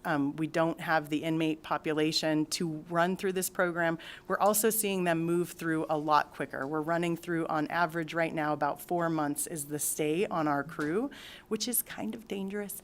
And it's not the best in trying to affect changes in behavior. So we have the Division of Forestry has 74 crew supervisors across the state in these 9 camps. Those 74 crew supervisors, each one of them runs a up to 10-person crew. A fire crew is 2 of these, we call them squads, 2 squads put together. You have to meet it's 16 to 20 minimum for a fire crew response. So historically, we've been able to run 15 to 20 fully qualified fire crews across the state. We went to 5 4 years ago, and we're at 3 today. Part of that is retention issues on our conservation crew supervisor side. They're just not fully qualified yet. The other part is having the 350 inmate population. So we have been working with the Department of Corrections and the Governor's Finance Office and LCB on how does this work for us. As you know, temporarily closed, first was Ely Conservation Camp. That one was a surprise even to us. And so we were working through what does this look like. We were able to return about 13 inmates to, they're running currently out of the MAX, out of the building in front of the MAX. So our guys go pick them up and take them out. And then there was a temporary closure of Wells, which Corrections is currently using for a protected class custody of inmates that don't qualify for our program, and then Tonopah. So what we've been faced with is when these temporary closures come, either Wells was our staffing issue. We actually lost the 2 employees that we had back to corrections. And we couldn't hire anyone. We had the positions open over almost a year and nobody was applying for the jobs in Wells. Tonopah is a staffing issue on the corrections side, regardless of how you split the numbers. Right now with the current inmate population, and if this stays steady at 350, we probably could operate 4 camps across the state effectively and efficiently. Having, 20 here and 20 there is very complicated. So we, as the Division of Forestry, have fought historically, as those of you who have been here a long time have seen us fight really hard for these programs, not only because it was a big workforce for us, and we had a lot of people who felt really good about doing this type of work. They really do enjoy trying to have an impact in the lives of these inmate workers, and they become a great workforce for the state. But also for the counties had opted into this as kind of a permanent thing, a job in those rural counties, some of those areas. We are the jobs in those rural communities. So this is a hard pill to swallow when we can't staff them and we don't have the inmate populations for the counties who opted to put these in. So we have been working on trying to be less reactive and still continue to provide the services that we need to provide to the state. So one of the reasons we have kept all of our crew supervisor positions open is we are hoping to reclassify them to firefighter 1s and firefighter 2s to rebuild these crews that we were using out of our inmate program into full-time employees. And sprinkled with seasonal employees for the state so we can ensure we meet our mission. And that's not just fire suppression. I want to make it very clear that our daily mission is natural resource management. And so that's the critical piece in making sure that we are protecting these communities. What will be nice if we're able to transition some of those crew supervisors to firefighter 1s and 2s is mobilizing an inmate crew is very challenging. I'm sure you've heard from the Department of Corrections, we need custody 24 hours a day. So we are their daytime custody. We need to take with us corrections if we're going to extended stay on a fire so that they can watch them overnight. So it's very complicated to mobilize these assets across the state. If we had these other fire crews, they're more similar to hotshot crews or Type 2 IA crews across the nation, they're more easily mobilized. They hopefully don't need night custody, though they, who knows. But so that's kind of the transition that we're making, not because we chose it, but because it is kind of where we're at. Historically, when camps came up for closure before the legislature, it was usually a battle between NDF and NDOC. But at that time, we had inmate populations that were sufficient to man all the crews, man and woman. We do have one female camp in southern Nevada. And we had staffing both on NDOC and NDF side that was safe to run these operations. And I don't want to go into the DOC side too much because I know you guys already heard from them, but there has been also a spike in issues of security at these locations. We have had riots. Tonopah's closed twice now due to, once to riots and second to drug issues in the camp. So we're seeing an increase in those for DOC. It's much harder to respond to these rural areas with the type of staff that's necessary for them to respond. So I think their goal is to move closer to these larger facilities that have that response capability. Our goal is to ensure that we can continue to meet our mission with different types of crews. And I don't know if you want me to stop here. I do want to go a little bit into, other than, there are a couple initiatives I do want to talk about in 4198 that may or may not be confusing. One is the transfer of our inmate labor costs. We recognized a while back that it is a little confusing. They're buried in our operating for each camp. So each camp's operating has inmate wage payments in their operating budget. The issue with that is we don't have the ability to be as agile as we've needed to be in the last couple of years with these temporary closures. So when they're temporarily closing on the NDOC side, our budget stays, say, in Tonopah for the inmate wages, but the inmates are moving to different camps. And so we need that flexibility to be able to move across the camp program. And also we want to be more transparent with the wage that we are paying inmates. And so this makes it very clear right up front exactly what's being paid. This also allows us a little bit more flexibility in our current situation with the current budgeted amount. We could pay more, but because they're locked into each camp, we are unable to transfer as fast as we need to make sure that we could pay everybody an increased wage.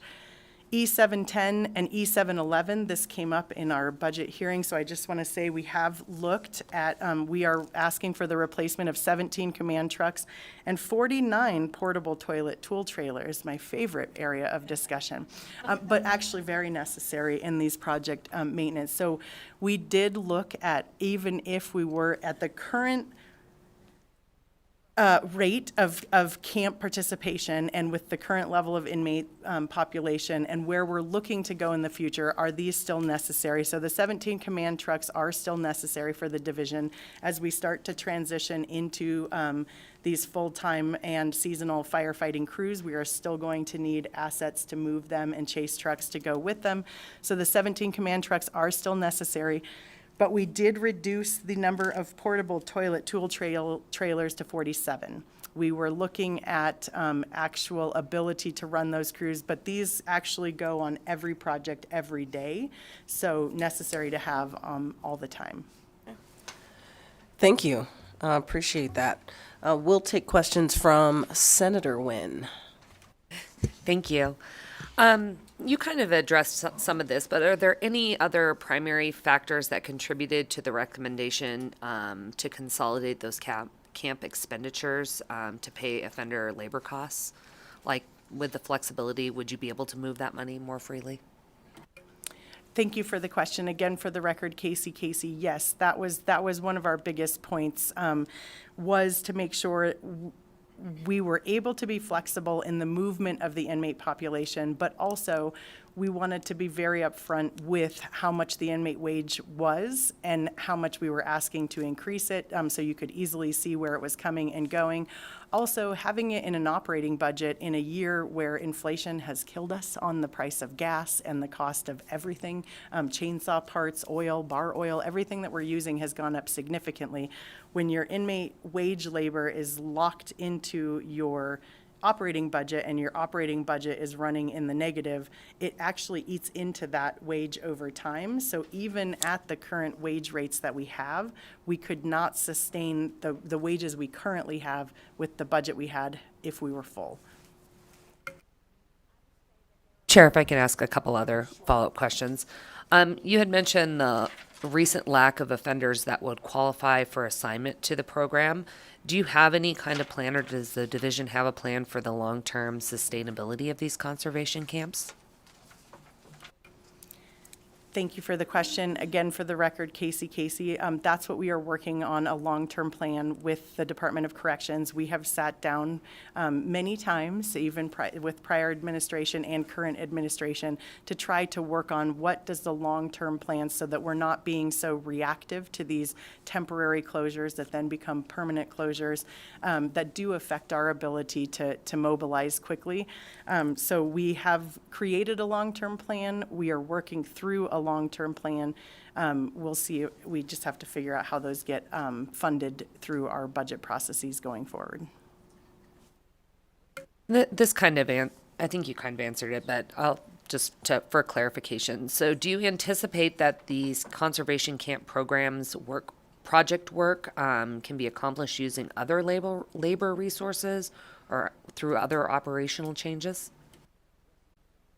Thank you for the question. Again, for the record, Casey, yes, we have a good of the state contract for this type of contracted work across the state, across all state agencies. We've been getting more and more contractors onto the good of the state list. And in addition, we are working to try to build these crews so that we can continue to do the work. The bummer on the other side is running a lot less people through the program doesn't give them the training and skills necessary. We were the primary workforce for running the most amount of inmates through the program to try to help them get that skill and qualification of daily job work life so we don't have as many of those possibilities if these camps are to permanently close in the future. But right now, yes, we believe we can handle it with contracted resources and crews within the state. And do you know how many, and maybe I missed this, do you have an idea, or do you keep track of how many inmates that are going through this conservation camp program, transition later into other employees for the division? Thank you for the question, Casey, for the record.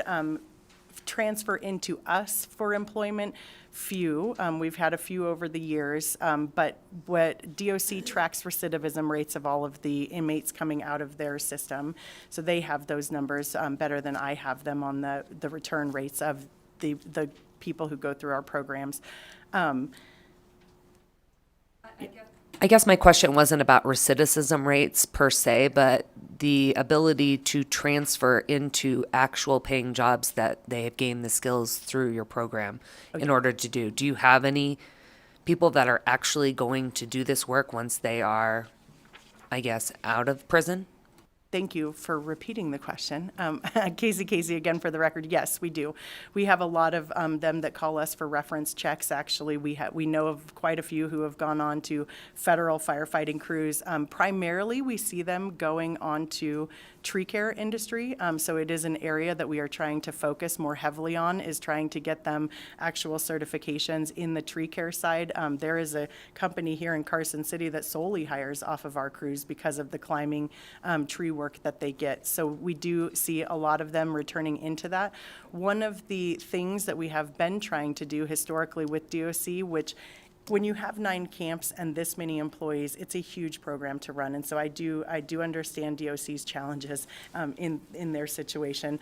From our perspective, because we are reducing, and not by choice, but we have the necessity to maybe reduce the camp footprint across the state, it may allow us to focus on things, so like there's a thing called the Phoenix Crew in Arizona, where you actually take these firefighters in your program and transition them right onto a staffed, so they come right out of your program, they qualify to come on, then they're your staff, and so they're outside of the system, but still getting the care that they need in like a halfway house on the outside. So we have been working with a couple groups to get that set up in Southern Nevada.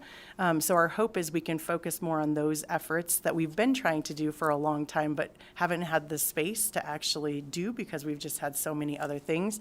So that's our goal, is to try to, on the firefighting side, we would try to run them through this type of program. If we could hold them for 5 years, it makes that transition from felony to full-time employment much easier, because it's not just you came off an NDF crew and we can give you a good reference. You actually have 5 years of dedicated state service showing that with evals and all of those things. So that's our hope, is to create programs like that north and south in this program going forward. Chair Watts. Thank you, Madam Chair. Don't have a question so much as just a comment, kind of following up on all this discussion. And, we also had some conversations about the camps with the Department of Corrections. So I know that you're in the process of talking through and working through these things. And so just want to make sure that your division, as well as the Department of Corrections, is aware, like, as these conversations continue, to please keep us updated so that we can get a sense of what that long-term plan is for the camp footprint, and what the what the changes to the staffing look like, as well as you talked about some of the compensation and some of the kind of long-term employment pipeline concepts associated with that. So that's just I think that would be of interest to all the members, but in particular, as we figure out your related budgets, but particularly DOC's budget, trying to figure out what the plan is for modifying that. And then I think the other thing that we've asked the Department of Corrections to think about is, are there other offender populations that may be able to qualify for the program if they change some of their guidelines and have the appropriate staffing on their end, that may be able to increase the workforce that you have. So again, just wanted to make sure that we put that out there, and as your agencies continue having conversations to figure out what the plan for the future looks like for the conservation camp program, please share that information with us. Okay, members, any additional questions on this particular budget? Senator Goycochea. Thank you, Madam Chair, and I'm going to right up front voice my concerns. I'm really concerned about where we're headed with the project. These conservation camps closing. You look at the list, the participation in the wildland fire protection districts, and we're closing the camps in all these $700,000-$800,000 counties, and then who's going to respond? Initial attack belongs to the local government, that first 24 hours. And then in the event that at the end of the first 24 hours in that initial attack, nobody's there to replace them, NDF is on scene. Again, we're bringing contractors in from the outside. That is what's going to break the program. These counties they'll stop participating in that if they're not getting the response. The other thing we have to, we really need to understand is, you've got 17 new command vehicles. There's nothing that irritates a local government more than having an NDFer pull in here in a new pickup and park on a fire line when the volunteers are fighting fire. Those trucks typically don't even have a pump in them. That's an issue. And I'm just talking as a rural guy out there. Somebody pulls in a brand new pickup and says NDF on the door. He hasn't got a speck of dirt on him. And you talk about cleaning up the retardant. It's not quite as tough to clean up as ash. So the bottom line is, we love our retardant, but we've got to get it on the line. So I am concerned. And if we close these camps and we move away from our crews, we're going to have a problem because these counties are going to pull out. And then we're on the hook because we moved it to general fund now, so we get to pay for them. Thank you. I don't know if that was a question, but I would like to respond if I may. Thank you. For the record, Casey, I hear you. This was never the intent of the division to close any of these camps. We've fought very hard to continue the service that was built in these programs. Who's going to respond? So response is critical. The response will come. We have built also, with our NV Energy SB 508 initiative, we built a big response mechanism in the local government entities. That was part of knowing that we weren't going to have as many response crews ourselves, built at the local government entity as a fuels and fire crew, so they weren't just tied to their all-risk mission, so they could help assist in this. So we do have those all throughout the state, in southern Nevada, in eastern Nevada. So Elko County has a crew and a half. I think they have two, actually. One's seasonal, one's full-time. So we have done work there. We increased the contract assets, and if we had a plan, I would show you a plan.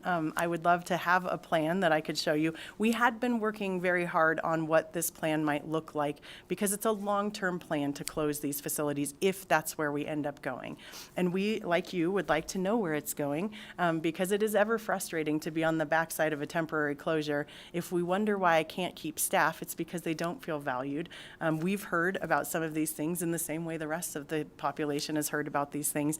And so it is very frustrating in this program to try to be on the backside of it. So we do have a plan, but it's not officially approved yet. But what I will tell you is it is not our intent as a division to leave these rural areas. We still have offices. We have 3 regional offices, as you know, and part of what we're looking at is maybe looking at to the future, repurposing some of these facilities into long-term barracks. The state of California is actually going through a very similar thing with CAL FIRE. I want to, off the top of my head, speak numbers, but they're ridiculous in California. They had 193 inmate crews in 56 camps. Don't quote me on those. I have them written in my brain here somewhere if you wanted exact numbers. They're down to 51 crews of 193 that they're able to provide for the same reasons. So part of what we did was actually meet with the state of California, their chief and their deputy chief, and ask them, what are you doing? And so part of that is repurposing some of these facilities in the future for barracks so that we could actually house the full-time staff. That's one of our issues, is being able to hire people with the cost of housing. So we are looking at those things, and currently right now, if we were to reclassify just the vacant positions we had, we would be putting these squads and crews out into these rural locations at facilities we already have existing. So it is not our intent to leave these areas at all. And like I said earlier, they are a more mobile asset, so we can mobilize them a lot easier to the areas of highest risk around the state. I think you don't have to convince me. You just got to convince Elko County when you ask them for $800,000. Thank you. Thank you. I have a good relationship with Matt, and I have been talking to him. I don't think they're jumping out, especially this year. Okay, we're going to go ahead and move on to budget account 4235. And in the interest of time, if you don't mind, we're just going to jump right into questions. Okay, I'll start with Assemblywoman Gorlow. Thank you, Chair. I wanted to talk about the 43 maintenance projects that have been prioritized. Looks like in the past there's been some delays on some of these maintenance projects. Which projects does the agency expect to be able to complete in the upcoming biennium? Thank you for the question. Again, for the record, Casey. The word that evaded me earlier. This is an enterprise budget account. It does not get any general fund in the budget account. So we are required to make our own revenue by selling conservation plant materials, both in seed and in plant stock form. So we do always push forward deferred maintenance projects as our facilities are fairly old, and we need to keep them up and running and current so that we don't kill the plants that we're trying to sell. What defers them is we don't often have the money in the account to actually pay for the deferred maintenance. So what we usually focus on is life and safety issues, ADA compliance first, making sure that we're getting all of those things up and running. But then we usually push the larger stuff out until it becomes a big problem. The winds we saw took out 2 of our greenhouses in Washoe Valley, and then we had to emergency reskin them so that the plants would live through the winter time. So that's what we do with the deferred maintenance in the enterprise budget account. We have made some efficiencies to the program by trying to make an initial investment in some less manpower related and more automated systems so that we can produce plants quicker and more effectively and cost effectively, so we can then sell them to the general public and make more money. COVID really had impacted this account in particular. We were closed for a long time to the public. We were unable to open the doors for sales. So we are just finally starting to come out of the slump of the sales in COVID. So we do anticipate there is an infrastructure bill, actually part of the infrastructure law directly correlated to state tree nurseries, as state tree nurseries are often underfunded. And they are very necessary when we talk about the amount of conservation, rehabilitation, and restoration that's necessary across the U.S.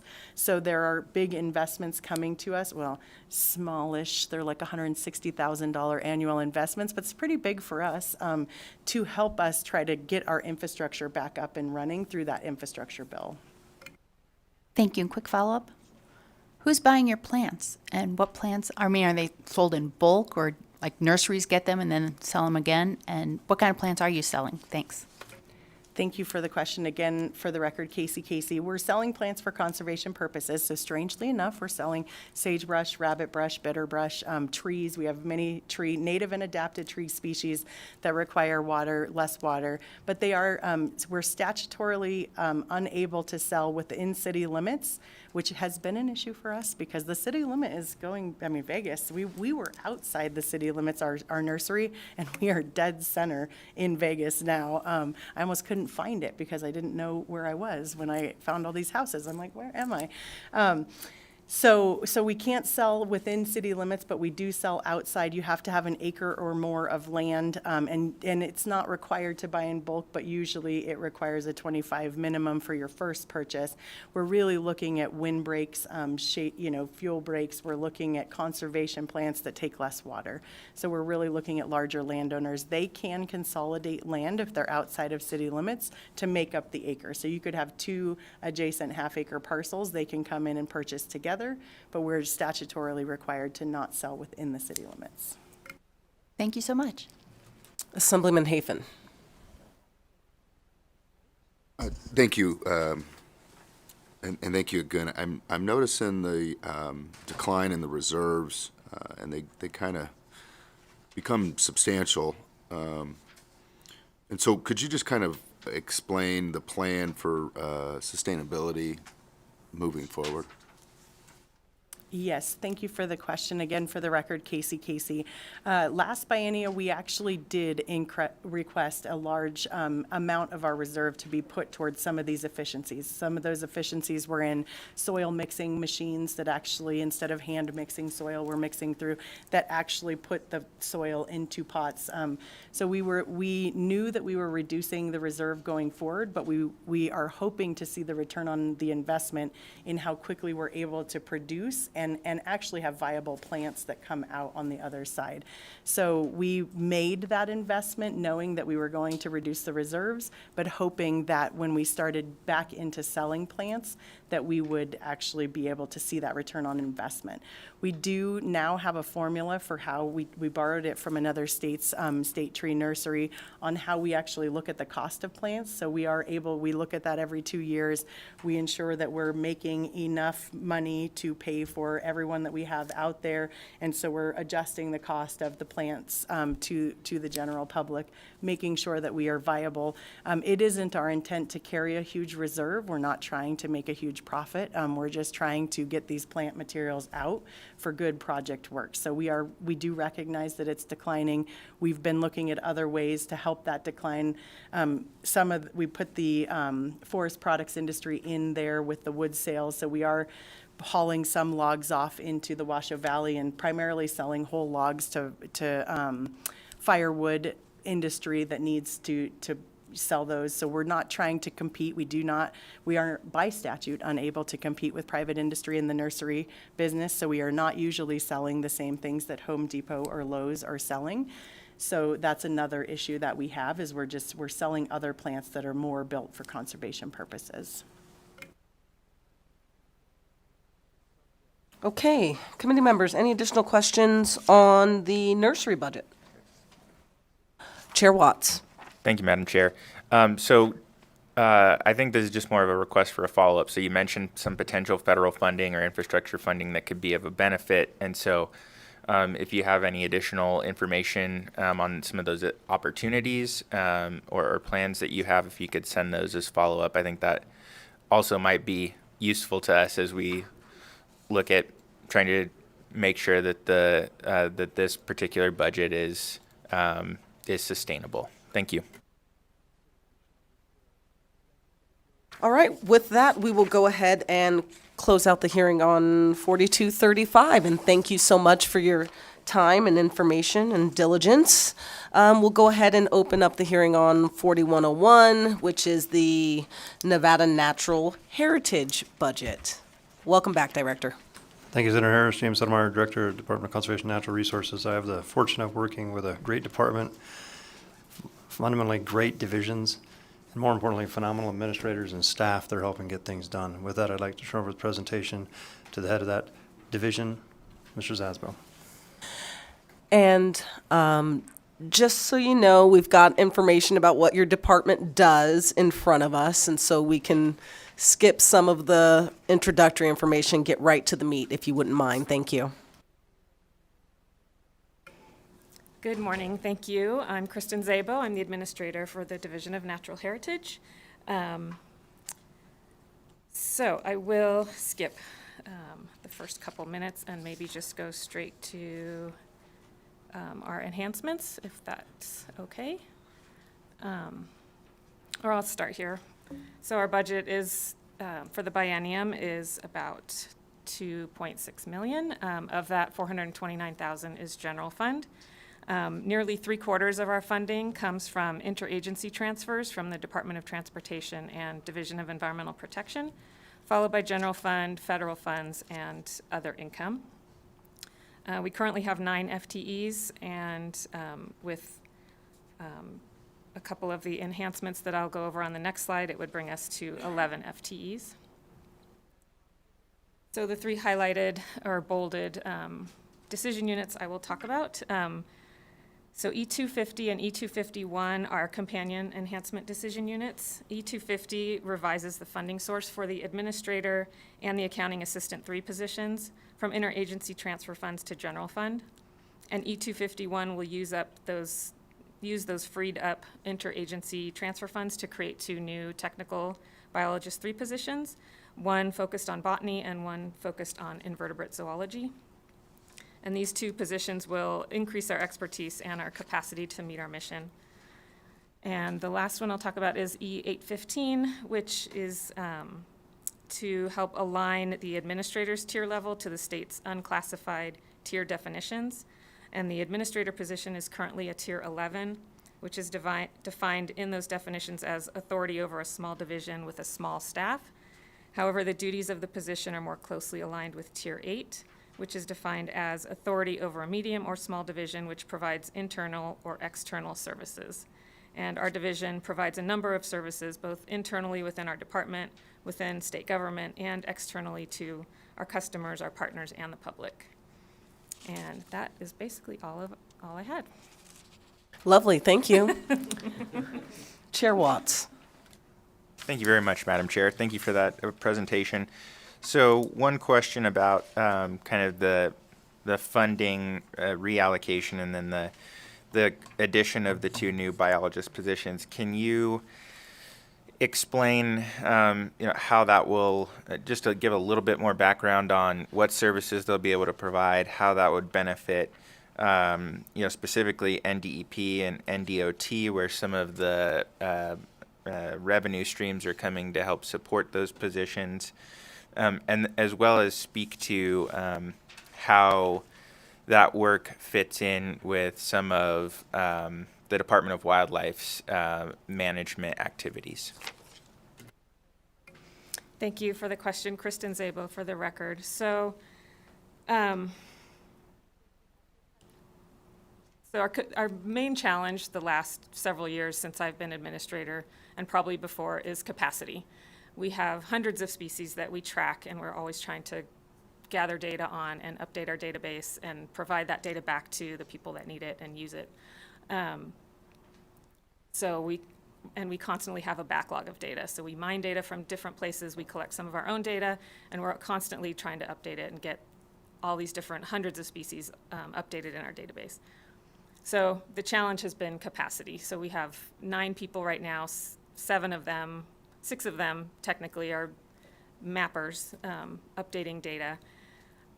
And it just would help ongoing to have more expertise, more mapping capacity to keep up with the backlog.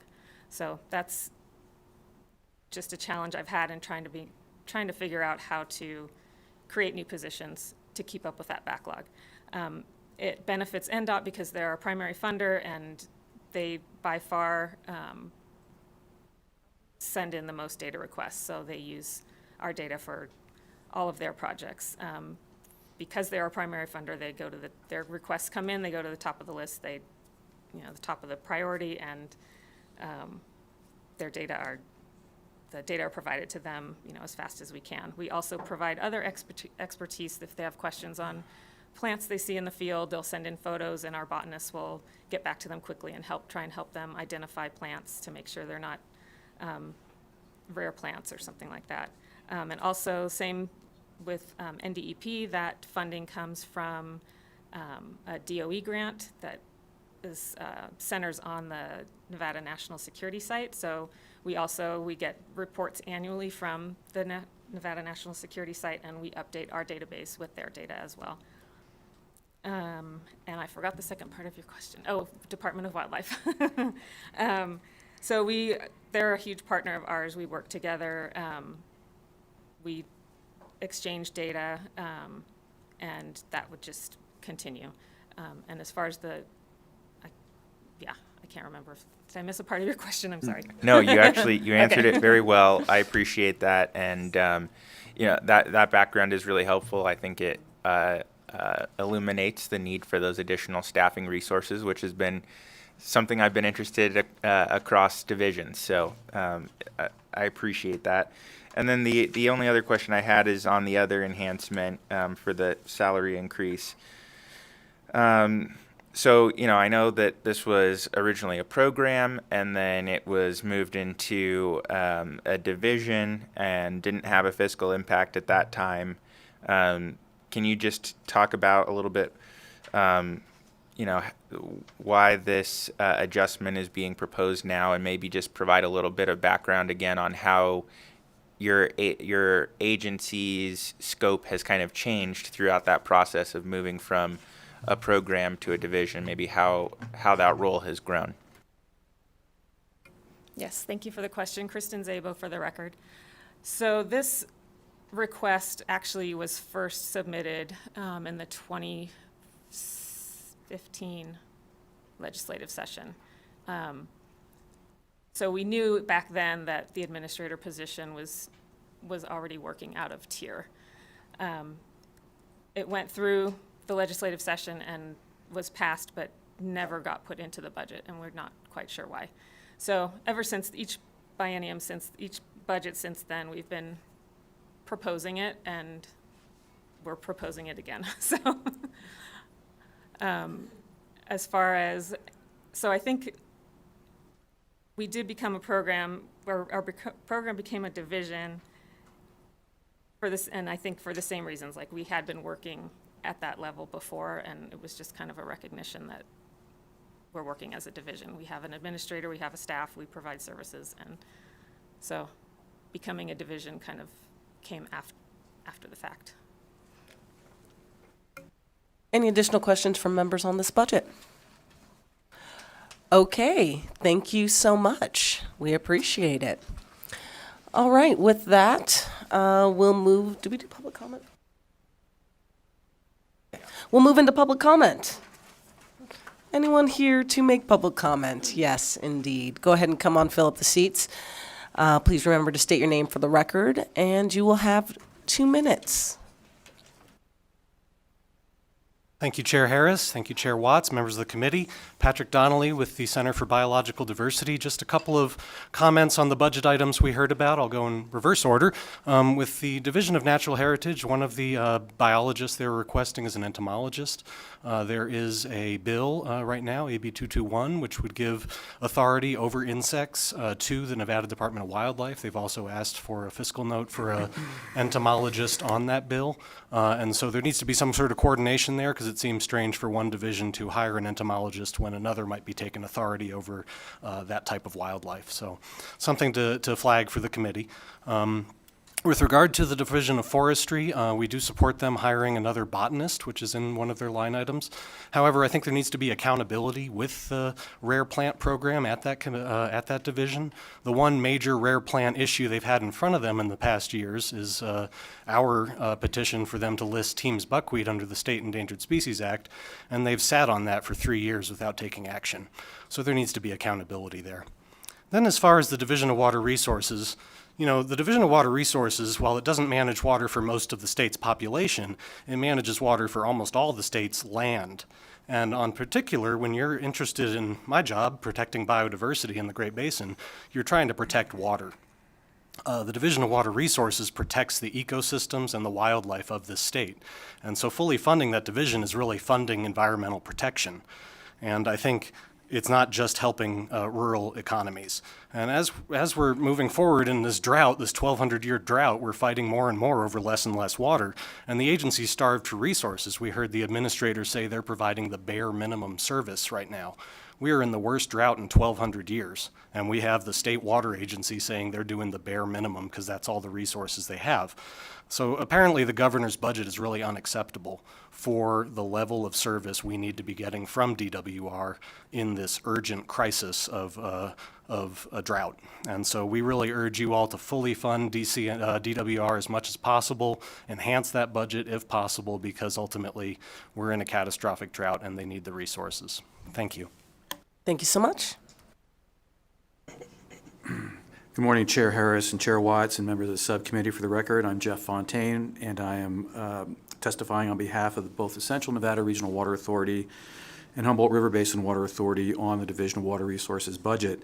On average, since 2019, the division has received about $2.9 million in general fund support annually, and that supplements the revenues that they collect for water assessments and fee-based services. This has not kept pace with the division's increasing workload and rising costs. We are concerned that the division won't be able to carry out its mandated duties, and share also the concerns expressed today about the division falling further behind on addressing their backlog of adjudications and other activities without additional funding. And we're also concerned about using fees and assessments to replace general fund appropriations to address these shortfalls. In 2019, non-executive basin account revenues were used to replace general fund dollars to support existing positions. And then, in 2021, an additional $619,000 in transfers were approved as a temporary alternative funding source to partially fund an additional 5 existing positions. The basin account is a special revenue. It's paid by assessments on water right holders and is used for additional studies and management in groundwater basins that have been designated by the state engineers requiring supervision. The transfers are again proposed to be continued in this biennium. These transfers were supposed to be temporary positions that provide statewide services to the public and should be funded by general fund appropriations in the long term. At the time, it was noted that the impacts of the transfers would be that the funding for those designated basins would not be available for other things that the division would prefer to do that would benefit those basins, such as collecting more water level data, keeping up with field investigations, continuing with its studies to evaluate the water budget and water availability within the basin, supporting travel expenses and field presence. The lack of those services is evident this biennium. The record also indicated that the water basin district budgets would not be able to support the recommended personnel costs beyond the 21-23 biennium without substantial increases in both assessments and reduction. Sir, you're just a little over 2 minutes, Okay. so if you could wrap it up, please. Thank you. Again, the bare minimum is not enough. We're very concerned about funding for the Division of Water Resources, and I thank you for the time for public comment. Madam Chair, Chair Watts, and members of the subcommittee, my name is Jane Amone, and I am the External Affairs Director for the Nature Conservancy in Nevada. Nevada is the driest state in the nation, and water is a limiting factor in economic development and for nature. The prolonged drought in Nevada has exacerbated this need and created an urgency to ensuring water security for both people and the environment. It is imperative that the Division of Water Resources, which protects, manages, and enhances the state's water resources for Nevada's citizens, be fully staffed and resourced to meet this challenge. The division recently completed its strategic plan, which includes 7 goals that will help it achieve its mission to responsibly manage Nevada's limited water resources. We are pleased to see funds for the Nevada Water Initiative and the Digitization Initiative in the proposed budget. This will help the division work towards 2 of those goals. However, the division also needs additional staff to improve the timeliness of processing water right applications, proof of beneficial use, extensions of time, and change of ownership, complete adjudication of water rights in Nevada's groundwater basins, and expand and enhance the dam safety program. Full funding for DWR is also important to our economy. They cannot do the work in a timely enough manner without better resources and staffing, and this affects not only the economy, but businesses and industry directly. The future of Nevada's water resources and economic stability depend on the effective management of our water resources, and we urge the legislature to provide sufficient funds for the division to achieve its goals. Thank you so much for hearing our comment. Thank you. Anyone else in Carson City for public comment? Okay, not seeing anyone. Also not seeing anyone in Las Vegas, but if you're hiding in the shadows. Okay, no takers. BPS, can we check the phone lines, please? Public line is open and working. There are no callers at this time, Chair. Okay, with that, committee members, we are adjourned. Have a great day, everybody.